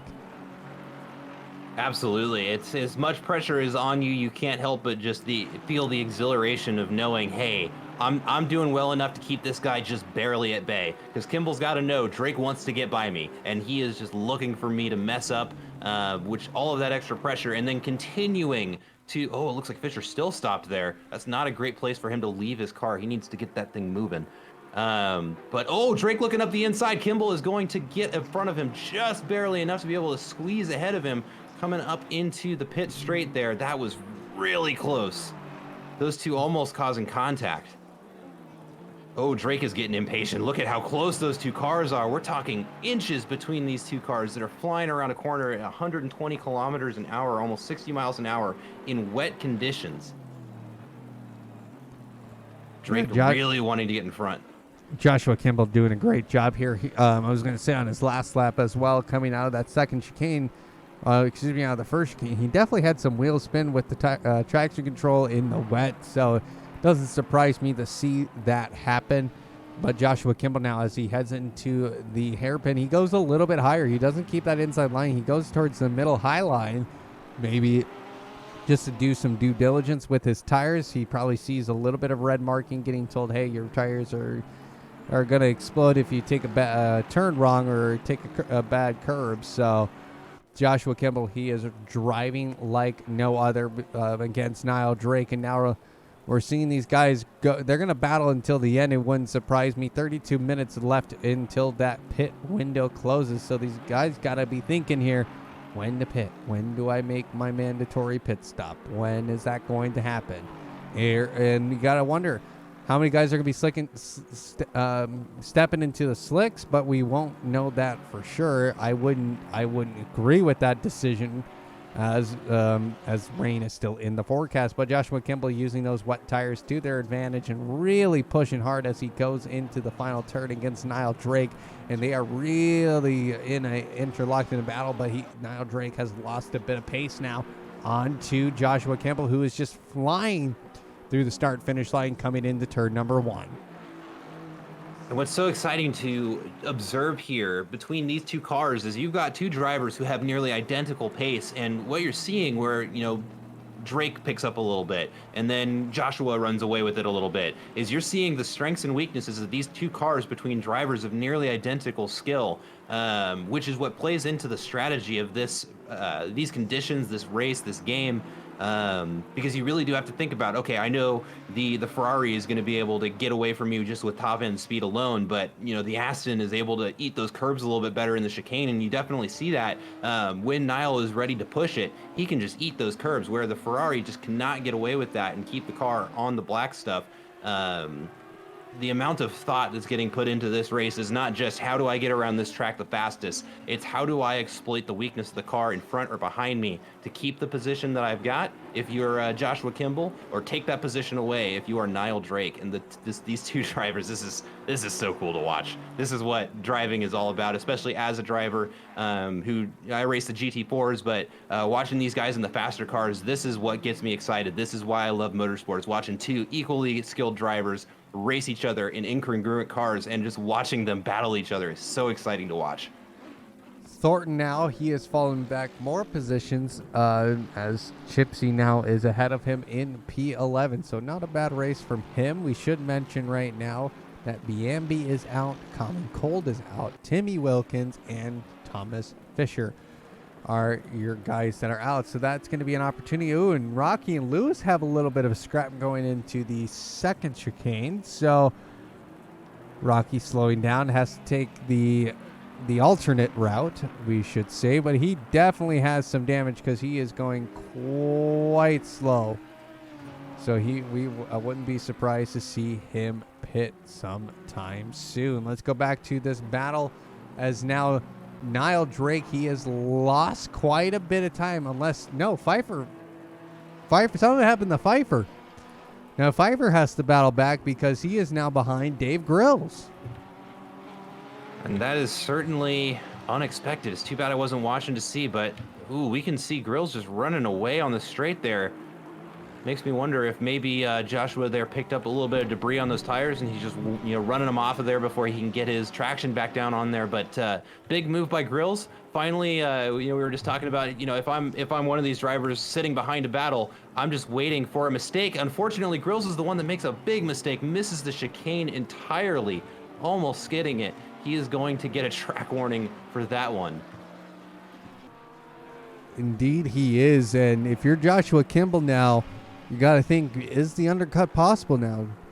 Maybe a pit stop here might save him later in the race. Get those fresher tires and make up that gap. That's what I'd be doing if I were him. Now, I'm not him. He's a much faster, more experienced driver than I am. But if I just fell off of the battle that I had been fighting there for a while, whether it's a mistake or maybe my tires just finally are not keeping up with what I'm asking them to do, I'd absolutely be diving into that pit, get it out of the way, keep Nile Drake guessing. With only 48 minutes remaining, we are almost halfway into this race. Maybe his strategy is I want a short second stint and have the good condition of the new tires for more of my drive, especially if these drivers are doing a light fuel load. That's more advantageous to pit late. But when I fall in this bad, 3 seconds may not sound like a lot, but when we're watching two drivers who are nearly identical in pace for as long as those two were, I'm thinking I got to find a way to get an advantage. And it's going to be up to Campbell to decide, is that advantage from pitting early, or do I stay on the track longer than Drake? Well, here's a good question. How many laps can you think you can do on the wet tire? You can make a 60-minute race on a single set of tires. If you're careful, you could probably stretch them out for the entirety of the race, but when you've got a mandatory pit anyways, you're not talking, do I take the 1 minute penalty to change my tires? Everybody's got a pit. Everybody's got to go through that pit lane. So there's not a lot of sense to be made from trying to single stint those tires. If you're talking an endurance race where you've got 6 hours or more, then it becomes, a little bit more of a strategy, because at that point you're not battling pace, you're battling who can get the most laps done. And that's where those decisions are more reasonable. But in a 90-minute race, comparatively, certainly not a short race, but it's not 6 hours. There's not a lot of reason to try and push these tires to the absolute brink. I'd be thinking about getting my tires changed out shortly if I were any of these drivers. Well, the top 10 has some new faces in it. We should go through them. Alexis Moisan right now is your leader, followed by Wolf, excuse me. Kogan, Tommy Kogan, Tony Girano, Dave Hassar, Nile Drake, Dave Grills, Joshua Kimball, Kieran Fox is now up to P9, and Chipsy up to P10. So, some great action happening across the board here. Some new faces in the top 10 and even in the lead. That's one of the most exciting things about the wet races too, is it's interesting. You'd think, okay, this requires way more attention. It's a higher skill cap that you need in order to perform well in the wet, and that is absolutely true. But it has been my experience in my year of sim racing that these wet races are an opportunity for the usually slower drivers to take advantage of the fact that they're slower drivers. Because believe it or not, having a steady pace through a lot of these, just being methodical, being able to get around the track consistently, is going to be where the reward is found, not necessarily being as raw, just that raw speed in a hot lap. It's been consistently been the case for me. I'm usually middle of the pack. I like to finish top 10. I've taken pole in fields that I had no right to sit pole on, simply because of the conditions. So it's good to see a lot of new faces up in the top 10. I'm sure those drivers will be excited, but the pressure is on them. They've got 45 minutes of this race, approaching the halfway mark very quickly. Can they keep their attention on the road? Are their tires going to last? Is their pace going to be there? Can they hold on to that top 10 finish, which will certainly be a highlight of their season? And it looks like we've got both Kimball and Grills diving into the pits at the same time. It'll be interesting to see if they both decide to go for a tire change. I don't know if that's mandatory, but if it's not, it's a 30-second difference worth a pit stop. So we're going to see how long they sit in there. I'll keep an eye on them if you want to look at the rest of the race, and I'll keep you updated on these two. Well, I'm just going to go ahead and hit what is called the autopilot button and see what action is happening around the track here. So we're going to go right with Alexis Moisan, though, as somebody to keep our eye on, because they are in the lead. So they really need to do a nice job here and finish strong in that number 87 car. Give us a report now on the guys in the pits. We've got Kimball off of the jacks right now with Grills closely behind him. Looks like Grills struggled to get the car started there a little bit. Kimball is going to get the better pit stop out of the two of them, but not by much. But those couple of tenths that Grills was on the jack stands for longer is going to hurt them as they come back out on their outlap with Wolf coming around corner one. It's going to look like he gets in front of Grills leaving the pit lane, with Kimball definitely having the better pit stop. With less than a second between the two of them at the entry of that pit, now a gap of 3.5 seconds between the two of them. Not what Grills was hoping to see. He's got some driving to do if he's going to catch back up to Kimball, with Wolf in second place in front of them, potentially holding him up on the older rubber. Well, that is something to keep our eyes on later in the future, because that is going to be for position. So yeah, with now is the interesting part of the race, where about half the field is pit, the other half has not. It's going to be a question of strategy here as we start to see. If I was in 15th and everybody goes in pits, the 14 cars in front of me, all of a sudden I'm in first place. And granted, I still have a mandatory pit, but you also probably have some clear air to get out there and push as hard as you can, not having to think about other cars around you, and just try and make up as much time on those cars that decided to pit early as I can. And we're definitely starting to see that. Kieran Fox up there currently in 7th position, but has not yet served his mandatory pit. What do you got?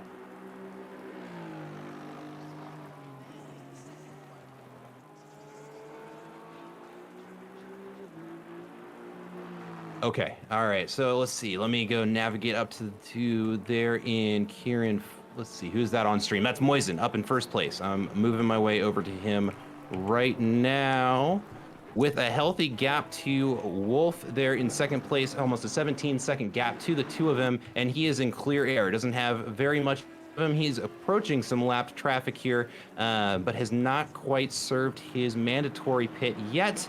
So at this point, if I'm him, I'm thinking I just got to keep this car on the track longer than Wolf does, and try and take advantage of the fact I'm not really getting held up. It looks like he is closing on a Zoo there in the number 50 Porsche, coming on to the straight leading into the second chicane. Zoo is going to do the sportsman-like thing, give Moisen there a little bit of a lift to let him get ahead uncontested. That's what we want to see. Good, safe passes from the back markers, making it nice and easy and predictable, not necessarily ruin their own race in the meantime. Let's see, autopilot is over there on Zoo now. That's right, he's got it on autopilot, and I'm watching another race. I'm going to try and keep up here. We're back on to Wolf now, who is just driving away in second place, followed by Tommy Kogan. It looks like neither one of them having served their pit yet. It looks like the race between Campbell, Drake, and Grills is back on, with the three of them all lined up again with just 2 seconds between the three cars. This is what you want to see. None of them necessarily got decisively as good of a pit stop. They all did well with, it looks like Grills kind of getting the worst of the exchange, but already making up that second that he was down on Jay Campbell, reducing that 3-second gap to now less than 2 seconds with Drake in between the two of them. This race has been going on the entire, what is that now, 50 minutes this race has been going on with these three drivers. Absolutely incredible. You got it.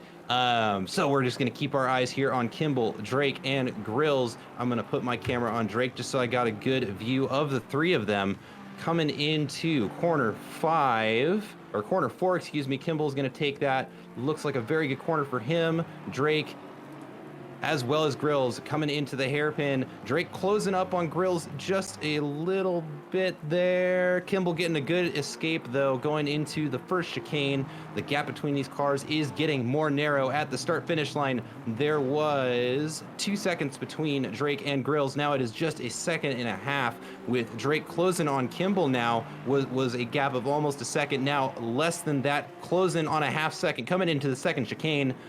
Let's see what happens here, with Drake taking advantage of the fact that Aston can just eat curbs to, oh, he is really going for him. And those curbs are like glass when the race is like this, with the track as wet as it is and the rain not letting up, but he takes advantage of the strength of his car to catch up to Campbell, who is going to have a heck of a time holding off Drake, just driving his pants off to try and take 6th place for Campbell. This battle just keeps getting more exciting as we're coming down into, what is this? This is the 16th corner. Ooh, Campbell off the track, making a big mistake there. Drake getting away with it.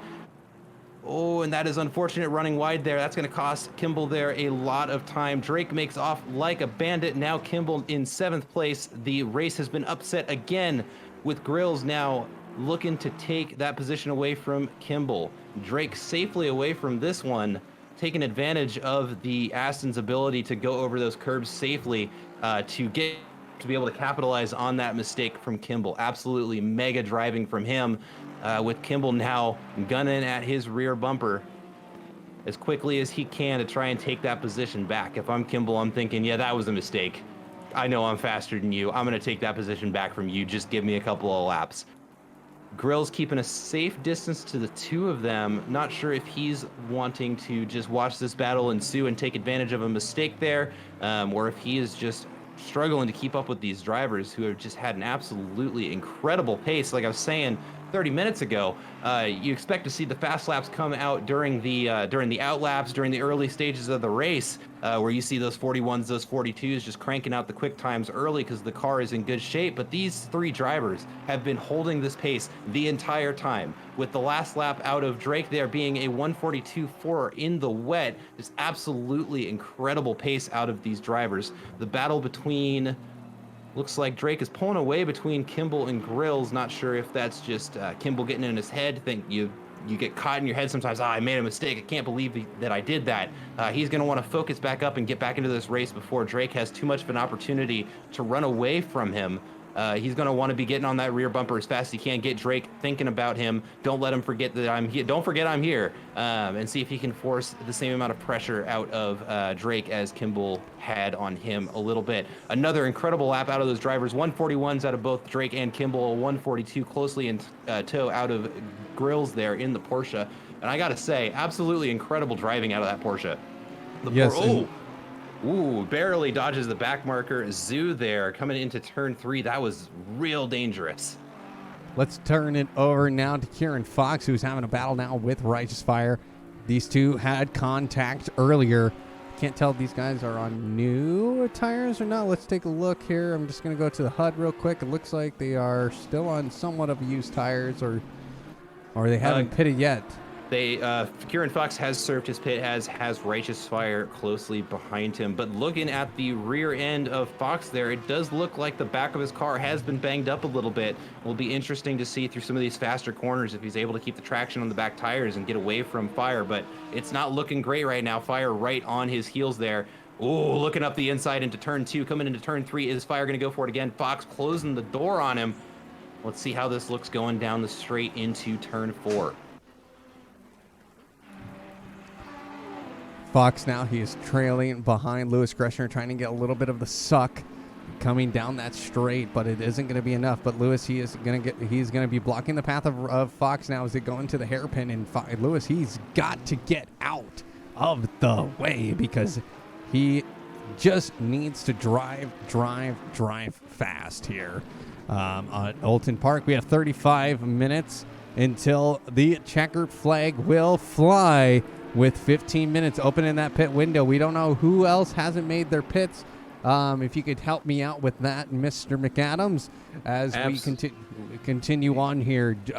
Joshua Campbell having to now drive for his position again because Nile Drake is now pulling quite the gap onto him, and it's now almost 2 seconds to Pfeiffer or Joshua Campbell. Dave Grills, though, he is creeping up behind in that Grills Motorsports Porsche, and he's going to have to drive very fast. He only has 7 ping, so that's very nice for him. He had 4 ping earlier, but he's going to have to just try and figure out a way to get back into this race. So Drake now going into the first chicane. He's looking very fast as he goes ahead and takes another lap off of Brandon Gobes in that Marvel Universe Lexus. And just a quick update on the pit situation for all of these cars. It looks like that at the time you asked me, there were 2 cars that were waiting to pit. Iceton was in the pits, now is out of the pits with Jay Fleischman in the number 25 Audi behind him. Has not served his pit. The only driver still in the race that still has to do so. And if I am that number 25 Audi right now, I'm not feeling great about the fact I still need to get my pit or get that pit stop in with R. Barker, 4 position behind him, just 8 seconds. We're talking about almost 1 minute on average to get through that pit from start to finish, which means he's not going to necessarily, unless something goes sideways, he's not going to hold on to that position when he goes into pit. So at this point, I'm just staying out on the track as long as I can and try and run a good, clean race for as long as I can on those tires and pit late and try and take advantage of the lighter fuel load on the lighter fuel load on the fresher tires to try and get some extra pace in the later stages of the races that the other cars may not necessarily have as they've started to wear down those tires. Let's going back to the battle for P7. D's Grills right now. He is having to drive very quick in that Porsche. In that Porsche, it's not quite finding the pace though to stick with Fife, even though Fife has been in some traffic. The traffic being very courteous, getting out of the way, allowing these guys to race. Now we're seeing Tommy Kogan. He's approaching the battle between Righteous Fire and Kieran Fox, and this is a battle that he's going to have to look out for because these guys are not going to respect the blue flags as you might think, because this is a battle for position. Person takes their foot off the gas, the other person's going to take advantage of that. Now Fleischman, he falls into the pits for his mandatory pit stop, as I saw in the background. Now Righteous Fire, he's going to be trying to make a move on the outside, but he can't get quite close enough to Kieran Fox, and Kieran Fox, he's just driving away in the Audi R8 LMS. That is not the Evo. That's not the Evo. That is not the Evo. That is the R8 LMS.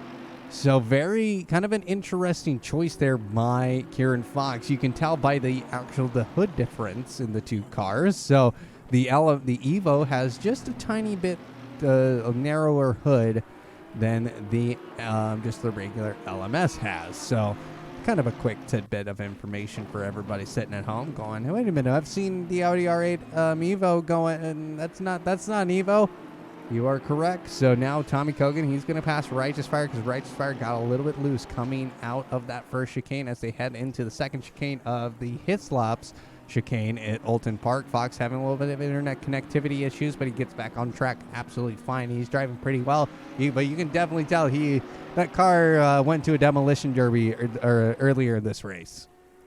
And there's not a lot of cars on this track at this point that don't have a little bit of battle scarring going on. Again, at that battle for P7 right now between Campbell and Grills, both of them have had some of the paint scraped off their car. Oh no! Gobes stopped on the hairpin. Kimball runs into the back of him, and ooh, that is unfortunate. That is very unfortunate. And while that was happening, Kieran Fox, he went wide and gives his position to Kieran Fox. But let's take a look. Joshua Campbell, he does have some front aero damage on that Ferrari. It's gonna feel massive while driving, but he's still in front of Dave Grills, and so hopefully he can hold it here as we approach close to 30 minutes until that checkered flag falls. And we're not even close to the finish yet here. 30 minutes is a lot of race for anything to happen here, and it's going to be, these drivers are going to be getting tired. Most of them are usually done with any race that they've been participating. I mean, most races are 60 to 45 minutes. We're now getting ready to pass the 60-minute mark, and there's another half hour of driving that these cars are going to have to go through, and these drivers are going to have to endure. They're just going to be getting pushed to their limits. The stress for these cars who have been in battles this whole race is going to be at their high for the race. And these cars are going to be getting ready to let out, depending on if you got the early pit stop in. These tires are going to be worn out, or if you decided to go late, you're going to have the penalty from being on old rubber longer, but you might have a bit of an advantage with the pace of your car. The race between Kimball and Grills getting even tighter as Grills seems to be reeling in the Ferrari, going for the pass on the inside line. The cars are side by side coming into the fast left-hander that is turn 5. Grills gets ahead of him, backs off a little bit, whether it was a lift or just giving space. Oh, and they get really close as Grills passes on the inside there. Kimball going to be wanting to take that back as we've got Gresher rejoining the track in front of these two cars. Oh, getting real close. Oh, and contact between Grills and Gresher, putting Grills off of the road. Kimball making away. I don't know what just happened there, but it looked like Grills may have given Gresher there in the other Ferrari a little tap and just gotten real unlucky with the result of it. Nile Drake, Dave Grills got a little bit loose on the exit of that turn and just could not find the grip, and Kimball being very lucky, taking his time through there, waiting to see what Grills was going to do, and he takes advantage, and now he's back up into P7. So Joshua Kimball, he's very happy right now, very comfortable, because he sees now the fact that the car of Dave Grills is far enough behind where he could maybe hold this gap for the next 30 minutes. Absolutely, and Grills is now in a position where if he was getting settled into his pace, he sure has just got unsettled, because now he's got to push to get that position back. And this late into the race, that is going to be a massive test for him as a driver, to be able to control that car, get it around, and the Porsche being notoriously unstable sometimes, he is going to have to push himself to his limits as a driver to try and take that position back, with quite the gap forming between the two of them being just a little over 1 second there. Now, going back to my Audi point, Fox in the Audi LMS and Tony Giorano is in the Audi R8 Evo. You can kind of just see the little bit of a difference in the hood. So one's just a little bit smaller than the other. It's interesting to see that older LMS Audi there being as competitive as it is on this track, with Kieran Fox having an absolutely astounding race there in P12, keeping pace with the pole qualifier there, Giordano. Whether that's just Giordano not being able to get around him, or Fox just having a great pace this late into the race has yet to be seen. But either way, very impressive to see that older car doing so well here, when the BOP of some of the older cars in this game aren't necessarily as favorable as this one appears to be. Going back to the battle now between Campbell and Grills, because it's gotten to under 1 second. So that is something to keep our eyes on towards the end of this race. Campbell having a strong race in that Ferrari. He has not been in the top 10 at all this season, so this will be his very first top 10 finish if he continues to hold like he is. But he's going to have to battle against Dave Grills. Joe Rocky getting out of the way of these two. Realizes, hey, they're probably not going to see me or take much notice of me. Might as well get out of the way. Now we're seeing Wolf. Now he's having a lonely race in P2. Alexis Moisson also very comfortable as he's coming across the start-finish line. Tommy Kogan in P3. This will be his second podium of the season if he continues to drive like he's driving currently, and he's got quite the gap on to Tony Giordano. So the leaders have now spaced themselves out. No pit stops required for them, but people like Dave Hazar, he is currently driving a lonely race, but the battle between Drake, Campbell, and Grills is still going on. I feel like Drake will somehow fall back just because he was one of the early pitters, if I remember correctly. He did get his pit stop in before Campbell and Grills did there. It will be a question to see if those tires hold out, at least as it looks right now. Not great for Drake is that he's coming up against two cars that are lapped compared to him, fighting for position. Those two cars are not going to be willing to let him just pass when they are that close together, with a half second between 14th and 15th place Chipsy and D. Wright, respectively, with Drake on the heels of Wright there, with less than a second between all three cars. Not a great place for Drake, because now that he's up against slower traffic, that is giving Joshua Kimball and Dave Grills there the opportunity to try and catch him. Daniel Wright, a man who is usually in the top 10, not tonight. He is currently P15, and he is trying to battle with Chipsy here for position, but they're going to have to allow Nile Drake to get by here. But Chipsy's going to take advantage of the fact that Daniel Wright really backed off there. But we're going to actually watch this battle for P15 between Daniel Wright and Chipsy, because this is one of the very few battles still happening out on track. Now Chipsy, he's slowing up, going into the hairpin now as Daniel Wright comes in. He's going to try and maybe sniff the bumper a little bit of Chipsy as they cut down into the first chicane. I wonder if they'll ever make a rendition of this track on ACC without the chicane, because honestly, this track without the chicane, that first chicane, is amazing. Oh, absolutely. And these GT3 cars, if it weren't for the downforce, they get going fast enough over that hill where they could absolutely leave the tarmac there, which is probably why they have not included that circuit here in this rendition of ACC. But it certainly would be interesting to see these cars reaching their top speeds going over a hill like that. Would certainly be an exciting experience as a driver. Getting a straight as long as something like you'd see at Monza or Paul Ricard on a track as cramped as Oulton Park would certainly lead to some exciting battles. How many incidents this time? Ratha asking in chat. We're not quite sure. It hasn't been quite nearly as bad as last week. There was a big one in the first lap of this race, but it seems like the driving's been pretty clean. Yeah, I'd say about a few incidents. No more than usual.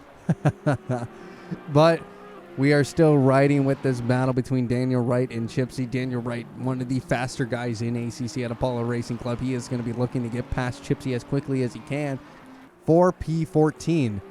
And this is where Chipsy can really shine, is his defending ability. He's currently in F1 2020 and in Tier 1. He's one of the top 3 drivers, I would say, in F1. So, and that probably translates pretty well into ACC. Let's take a look at the battle between Joshua Kimball and Dees Grills, because this battle continues to get closer and closer as the race goes on. with Grills absolutely putting on a hell of a show for us here. What from recovering from a pretty big mistake that allowed Campbell to sneak past him has now closed that gap of what was almost 3 seconds down to now just 0.6, 1/2 a second, going almost bumper to bumper into that hairpin, but Campbell managing to keep him behind him, just like he has now for about 5 laps since the last upset. But these two drivers going back and forth the whole race. Neither one of them causing collisions with one another, but just capitalizing on each other's mistakes and trading positions. This is the kind of race that's most exciting for these two drivers, because it really is in both of their minds, when is he going to make the next mistake, or am I going to be the next one to make it instead, and will I get past? Both of these doing absolutely incredible. Joshua Campbell really fighting against Dave Grills for this seventh position, excuse me. And Grills, he is really pushing hard as well. The 7th position is currently Joshua Campbell's, and they both go wide into the gravel trap. So the conditions obviously still very, very wet. So currently Roadside Cookie sitting in P10, a great race from him. Doug Wetzel has moved himself up to P9, as Righteous Fire and Kieran Fox still are outside of the top 10. So interesting racing from basically from start to finish, to see some of these guys in the wet condition making their ways up into the top 10. The only amateur driver currently in the top 10 is Dave Grills. So a great showing from him in that amateur class, and 3 guys who are under evaluation also within the top 10. And an update for that battle for 14th position. It does look like Daniel Wright did make his way around Chipsy. Not sure where that happened, but now he is going to be looking to extend that gap. It looks like he's already got it a little over 1.5 seconds there between the two cars.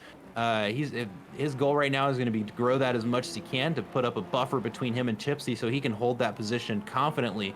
But knowing Daniel Wright, he is a fast driver. It's going to be interesting to see if he closes up on Nile Drake up there in 6th position and has to fight around him in order to get more of a gap between him and Chipsy, who's battling for position, with Nile Drake having no obligation to do so, as Daniel Wright is down a lap on him. Oh, this is going to get interesting as we hit 2 minutes, 35 seconds here at Oulton Park. That pit window. Is there any guys still needing the pit? No, at this point, all drivers have fulfilled their mandatory pit stop. If they weren't, that would be real unfortunate, because they've got 20 seconds to do so. At this point, everybody's served their mandatory pit. They're all out on the track. They just need to run their race. If they're battling for position, they got to be pushing their cars, trying to make sure that they're not getting, not letting cars in front of them get away, not earning positions that they could easily take. And if you're a driver like not long ago, Wolf was running a lonely race, just keeping the car on the track, making sure I finish the race there. With 2 cars in the pits, neither one of them for a mandatory pit stop. Makes me wonder what's going on there, but one of them with a stop and go 30. Not sure if that was from track limits or what it may have been, but looks like they served that and are going to be getting back out on the track there. The battle for 7th place as close as ever, with the battle for 14th spacing out a little bit. Daniel right now with a gap of almost 4 seconds to the car behind. The man who was in, excuse me, I had a big old yawn there. The man who was in the pits, that was Thornton. He is still there. We'll check on him later. He should be coming out very soon, and we're seeing Blue Cow falling into the pits as well. So Joshua Campbell now, he is really holding on strong to this P7. He was up to P6 at one point, racing pretty fast, but Nile Drake able to find the speed and find the pace to get around him and gap these two and keep away from this battle. So, and it's going to come down to basically who is going to drive faster. As we're seeing Alexis Moison in the background, that is your race leader, and he is going to be coming to these guys very quickly. So kind of interesting now to see Alexis Moison almost lap the entire field here at Oulton Park.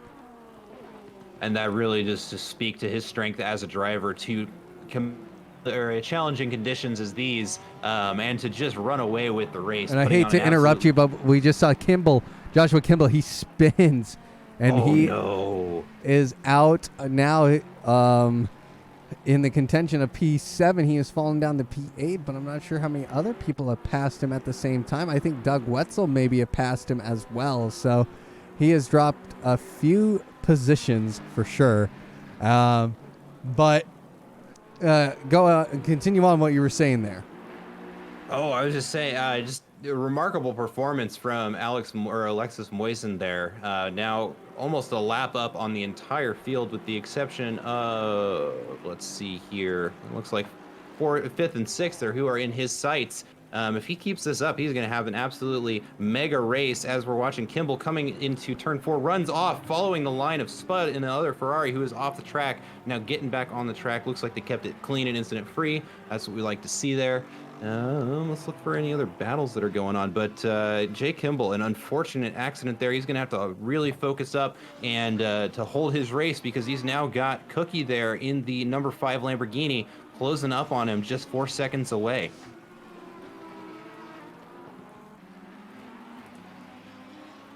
Blue Cow is still in the pit, and he is actually not coming back out. So his day is done as well here.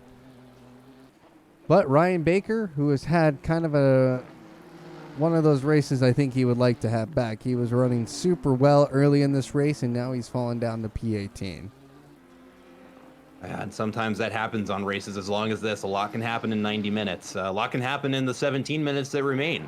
You never know. He might still have an opportunity to make up a couple of positions with that battle for 14th. Chipsy and Wright just overturning a couple of seconds ago, with Wright taking the position back from Chipsy. With battles going on like that, Barker may have an opportunity to catch up to them and get around them. Only 10 minutes of practice before quali again. Yeah, that's how the server was configured. Of course, the drivers have the practice server they can do up until the race starts, but they were not prepared for the wet conditions. These sprung up during the qualifying sessions, and the couple of minutes just before the race, these drivers had to change up their strategies and try and figure out what in the world they're going to do for this 90-minute race that, by all accounts, has been thoroughly wet the whole time. Kimball coming up around to pass Thornton. Oh, no, it spins and puts it into the wall, passing Thornton. Not sure what happened there, but that was a big hit.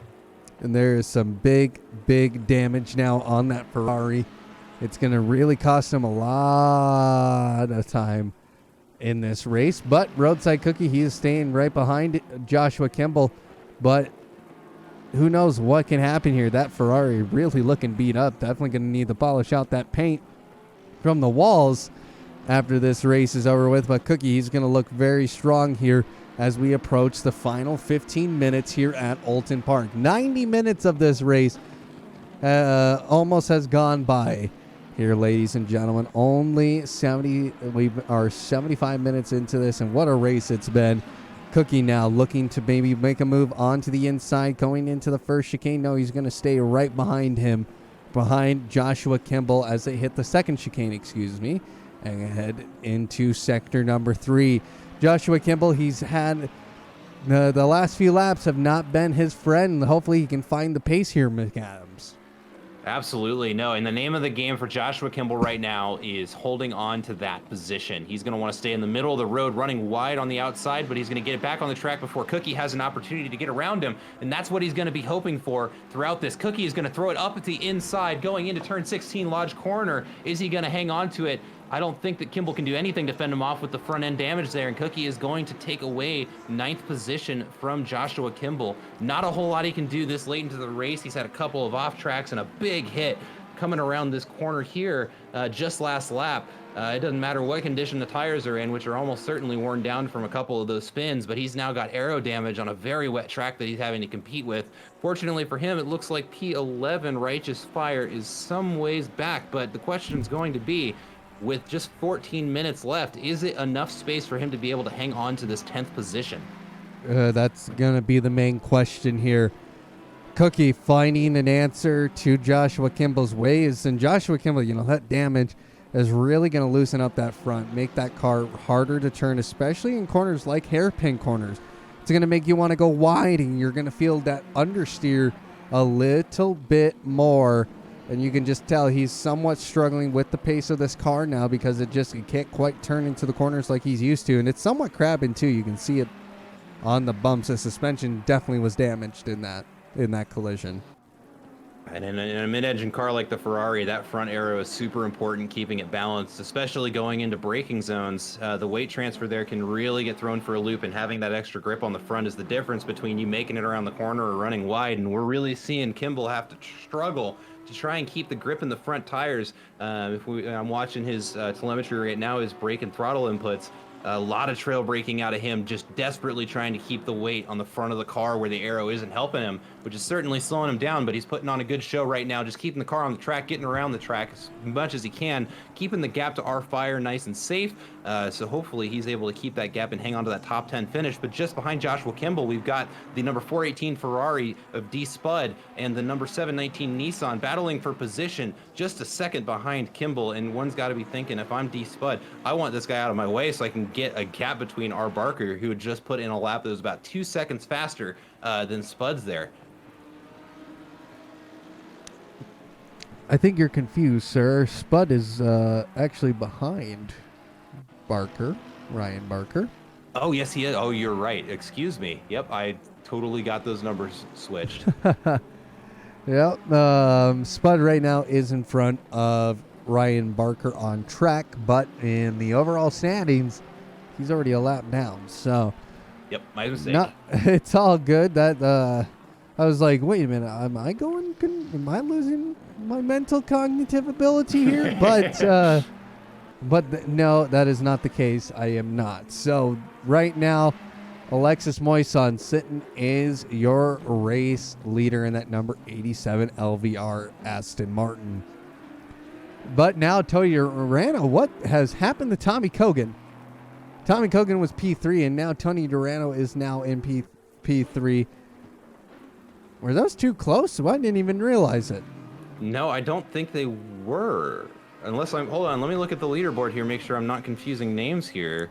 But no, Yeah. Giordano has pushed his way up, yeah. And he's now taken third position.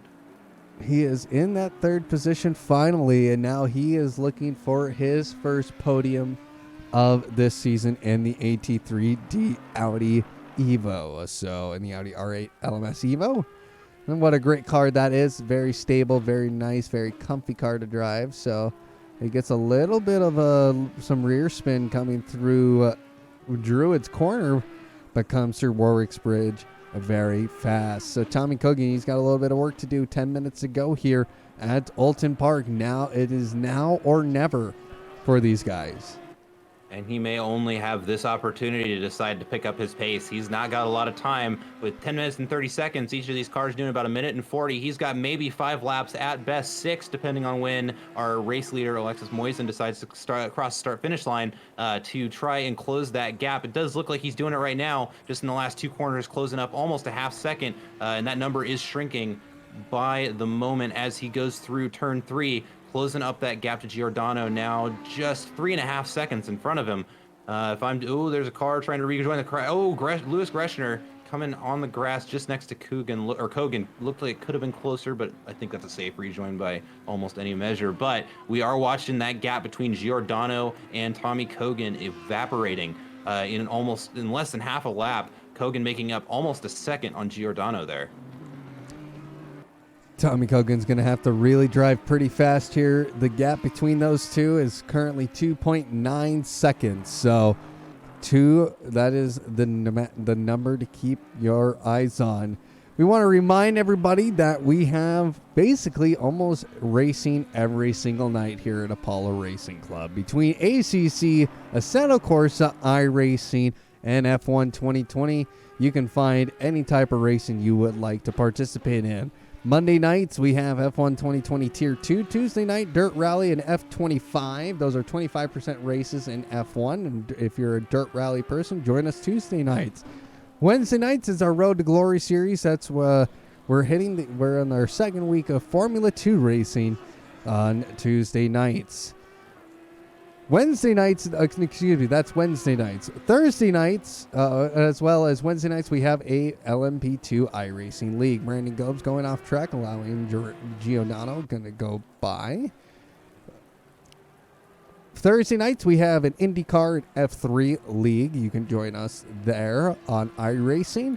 And an ACC GT4 League. So And then Friday nights, we start the weekend off with some Formula E, which is streamed live right here on Apollo Racing Club. That is an Assetto Corsa mod ran by, well, the man running currently in P14, Kieran Fox. And then Saturdays, of course, is our favorite night of the week. It is ACC GT3 Sprints.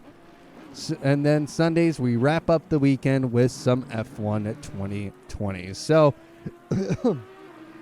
racing every day of the week. We're almost live every day of the week. So make sure to hit that follow button. Subscribe with your Twitch Prime if you ever feel so kind to. All the money goes back into the club. Joe Rocky, he is the man who is creating some yellow flag havoc right now.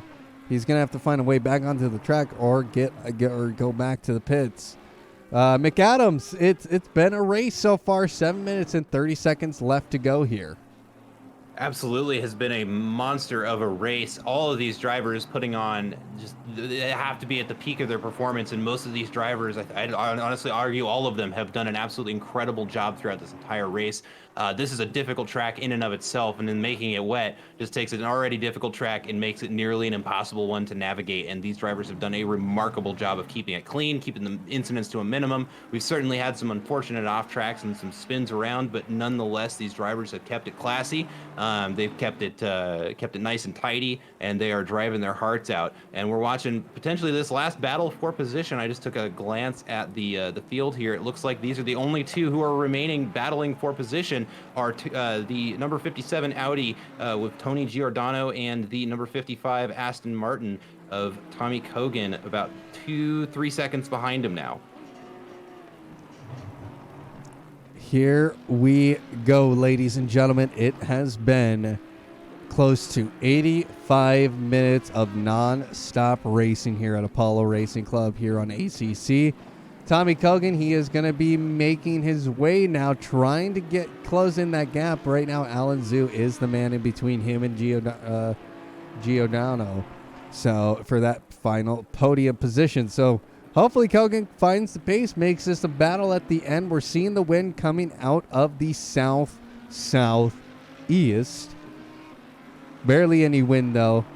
So that's really nice for these cars. When it's a windy day, these cars get a little bit affected by that arrow. So it seems like you're driving right into a headwind. Thornton going wide, allowing the leaders to go on by. Doesn't want to get mixed up into this battle. And Kogan, he has made his way past Alan Zhu.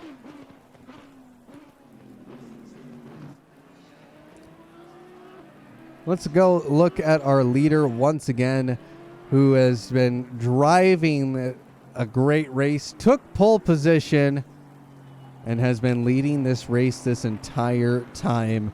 McAdams, Alexis Moison is somebody not to mess with here. Absolutely not, especially seeing this kind of performance. I mean, and he has, I think, by almost any measure, run away with this in such challenging conditions here, with a field as packed as it is, and with so much traffic for him to drive around and navigate through. An absolutely incredible performance out of Alexis Moison here in the Aston Martin at Oulton Park. And I misspoke earlier saying that there was only that one more battle for position here. We've actually seen there's now a battle for 10th position between Joshua Campbell and Righteous Fire in the Ferrari and Porsche respectively, with just 1 second and a 10th between the two of them coming down into the second chicane. Campbell has managed to keep that car on the track and fast, despite having some pretty severe damage after a big spin out into the fence, and has managed to keep Righteous Fire at a distance for this long is insanely impressive. But now that gap has evaporated. There is now only a second between the two cars. The question is, for the next 4 minutes and 10 seconds, can Campbell keep this Ferrari on the track and keep it wide enough that he is able to hold on to that top 10 finish, which I am sure he absolutely needs right now after the race that he has had. He is holding on very closely now. Now Spud, he is in the way. He locked it down, luckily giving the drivers a chance to get around him, but that could have been very, very messy.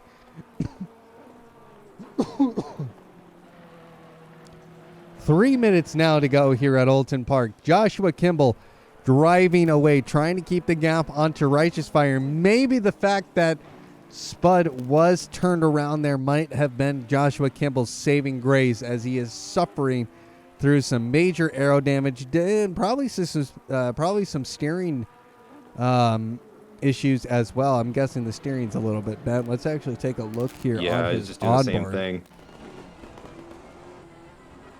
It doesn't look like he's having to fight it too bad based on what I'm seeing. In a straight line, he's keeping that level. Oh, it is just slightly canted off a little bit. So yeah, that is, man, that adds an entire other level of context to just the level of driving coming out of Joshua Campbell as he loses the back end, exiting the first chicane.